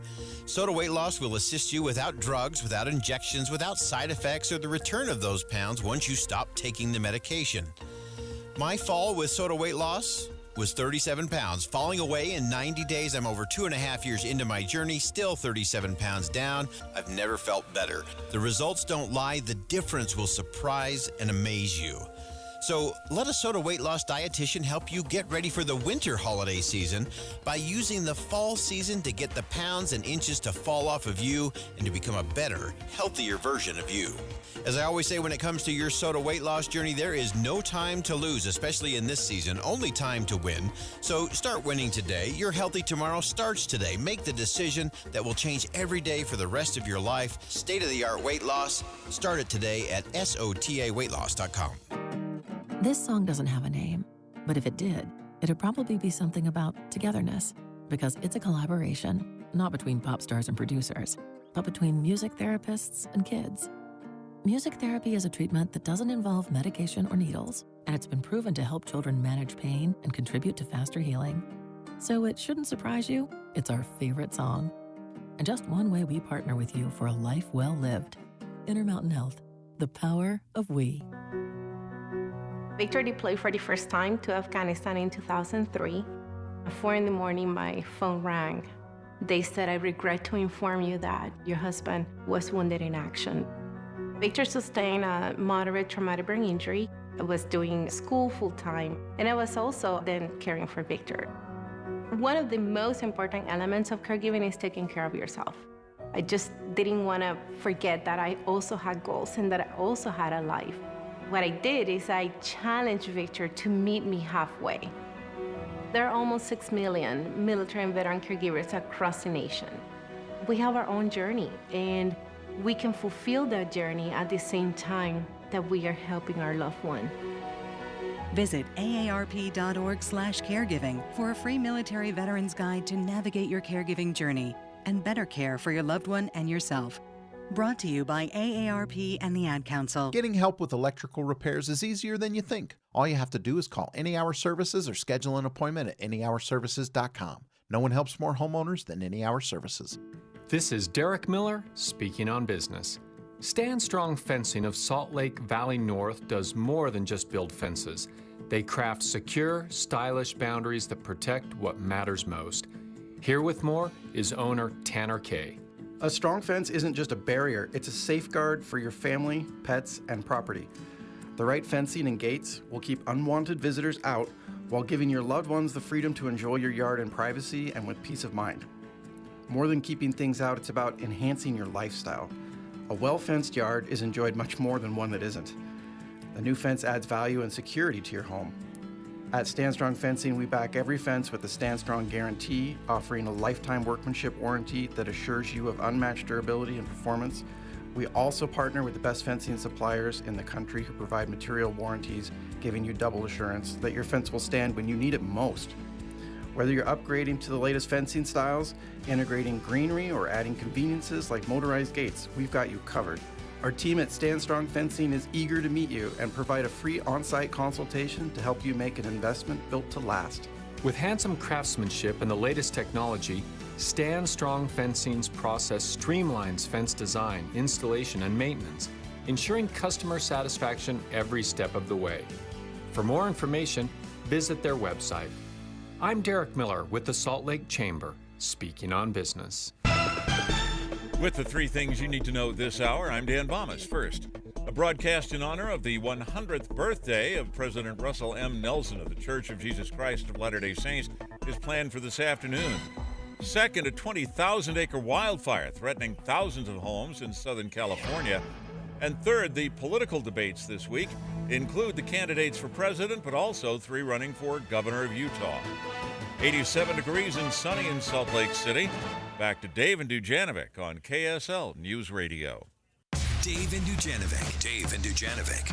Well, we just got word not long ago here at Broadcast House, and we actually put out an alert on this to those of us who get alerts from us at 57500. We send out these alerts that the Bryan Kohberger defense team has scored at least one victory, where the judge has just ordered a change of venue in his case. Now, he is the man suspected and charged in the murder of 4 University of Idaho students in Moscow, Idaho in 2022. Yeah, it was such a grisly, awful, worldwide story.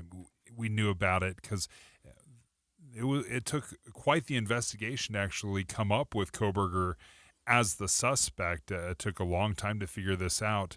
And in fact, I remember the apartment building where these murders happened, it was demolished. They took the entire apartment down. So the big question here for our KSL legal analyst, Greg Skordas, is what the judge said in that ruling for a change of venue. And I don't think we know yet where that new venue will be. But what is your read? What have you read on the judge's decision? Yeah, so I read the judge's ruling today, and it's similar to one that we had a year or two ago with a judge in Fremont County who was considering a jury for the Chad Daybell and Lori Vallow cases, where that judge decided that the the venue, the county where it occurred, which is normally where you would try a case, in the county where the crime occurred, it was too small. And the judge agreed in this particular case. He looked at Moscow, Idaho. It's in Latta County, which has a population of 32,000 people. He also heard experts who talked about the amount of publicity that it got, particularly in that county, and the citizen reaction within that county, and the fact that there were so many people so close to that had already formed opinions and believed that, in fact, he probably couldn't get a fair trial in Latta County. He didn't, to answer your second question, refer it to a specific county, but just send it to the Supreme Court and the Court Commission to say, you decide which county it goes to, but suggested Ada County, where Boise sits, which has 400,000 residents, Canyon County, where Nampa is, 184,000, and Bannock County, which is where Pocatello is, which has 66,000, which are much more, several times greater than Latta County. So you'd have a much bigger jury pool to choose from. Is it a fair concern when you're dealing with these small communities that too many, opinions have been solidified? Yes, exactly. And I've even had cases here in Utah where we had cases moved from one county to another. It's not uncommon. It doesn't affect the quality of the case. I know the prosecution objects because they've got to drive to Boise or Pocatello to try their case. The defense does too, of course. Witnesses have to travel more. Your law enforcement agencies, when they do their investigation and they're up in Moscow, Idaho, which is very far north, having to travel, it's an inconvenience. But the bottom line, Dave, is we want to have a jury of 12 people who can hear the case, who are not prejudiced or biased by what they've been hearing and reading about. Greg, I want to read through. We just pulled this article off CNN. Of course, there's been widespread coverage of this. Part of the ruling from the judge, considering the undisputed evidence presented by the defense, the extreme nature of the news coverage in this case, and the smaller population, as you just talked about in Latta County, the defense has met the rather low standard of demonstrating reasonable likelihood that prejudicial news coverage will compromise a fair trial in Latta County. So the judge has specifically focused his decision on what he said that was the news coverage. That's a really difficult thing to deal with, because obviously the media is going to cover these types of stories when they happen. I mean, there's all kinds of layers of, stories that come up. Is there a manhunt for a killer, for example? Who were these 4 students? What led up to this? Was it random? Was it targeted? So, how do you get around? I guess you don't. No, you don't. But what you can do is you can go to a larger county, a larger venue. You can always find people who either haven't followed the media or haven't formed an opinion based on the media. The problem they had in Latta County was that there was so much media there. All the local papers covered it, as you could expect. The college paper, the city papers for the various towns there covered it in much broader context than they would have in other parts of the state. And so, your jury pool up there is very tainted. Plus, whether the judge mentioned this or not in the order, and I've read it and I don't see it, you're going to have a lot of overlap between jurors and some of the witnesses. If the state has 30 witnesses, you can imagine some of the jurors are going to know them in small towns and small communities. That's the problem you run into. So I think the judge is just making sure that there will be a fair trial by an impartial jury, and that means it's got to go to an area of the state of Idaho with a larger jury pool. Greg, what's the argument for keeping a trial in the venue in the area where it occurred? It almost seems like it would be more objective to place it in a different county for this very reason, as maybe not as many people have firsthand knowledge or experience with it. No, you're exactly right. And that's exactly the reason. Because, again, if you're in Boise, Ada County, or if you have a case here in Utah and you move to any of the Wasatch Front counties, you have this huge jury pool, and you can find people who don't follow the news as well as others and haven't formed opinions and haven't had it hit close to home and talked about it at their at the barber shop or at the restaurants, and those kind of things where people just get more and more and more tainted. And it appears from the findings, and the judge actually heard from 4 experts in this case, that one of them said that, especially in that area, the media coverage and the public opinion up there was very negative toward this man. And so many people felt there was nothing that would convince them otherwise than to find him guilty of a crime.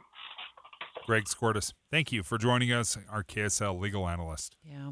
Thank you so much, Greg, for sorting through that developing story with us.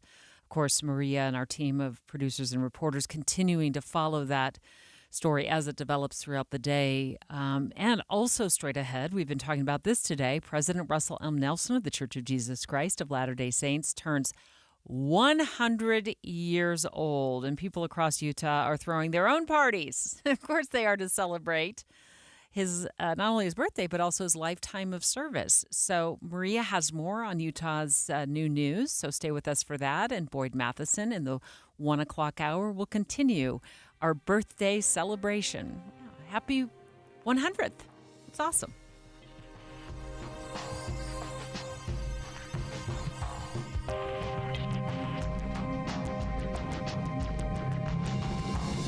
KSL FM Midvale. KSL Salt Lake City.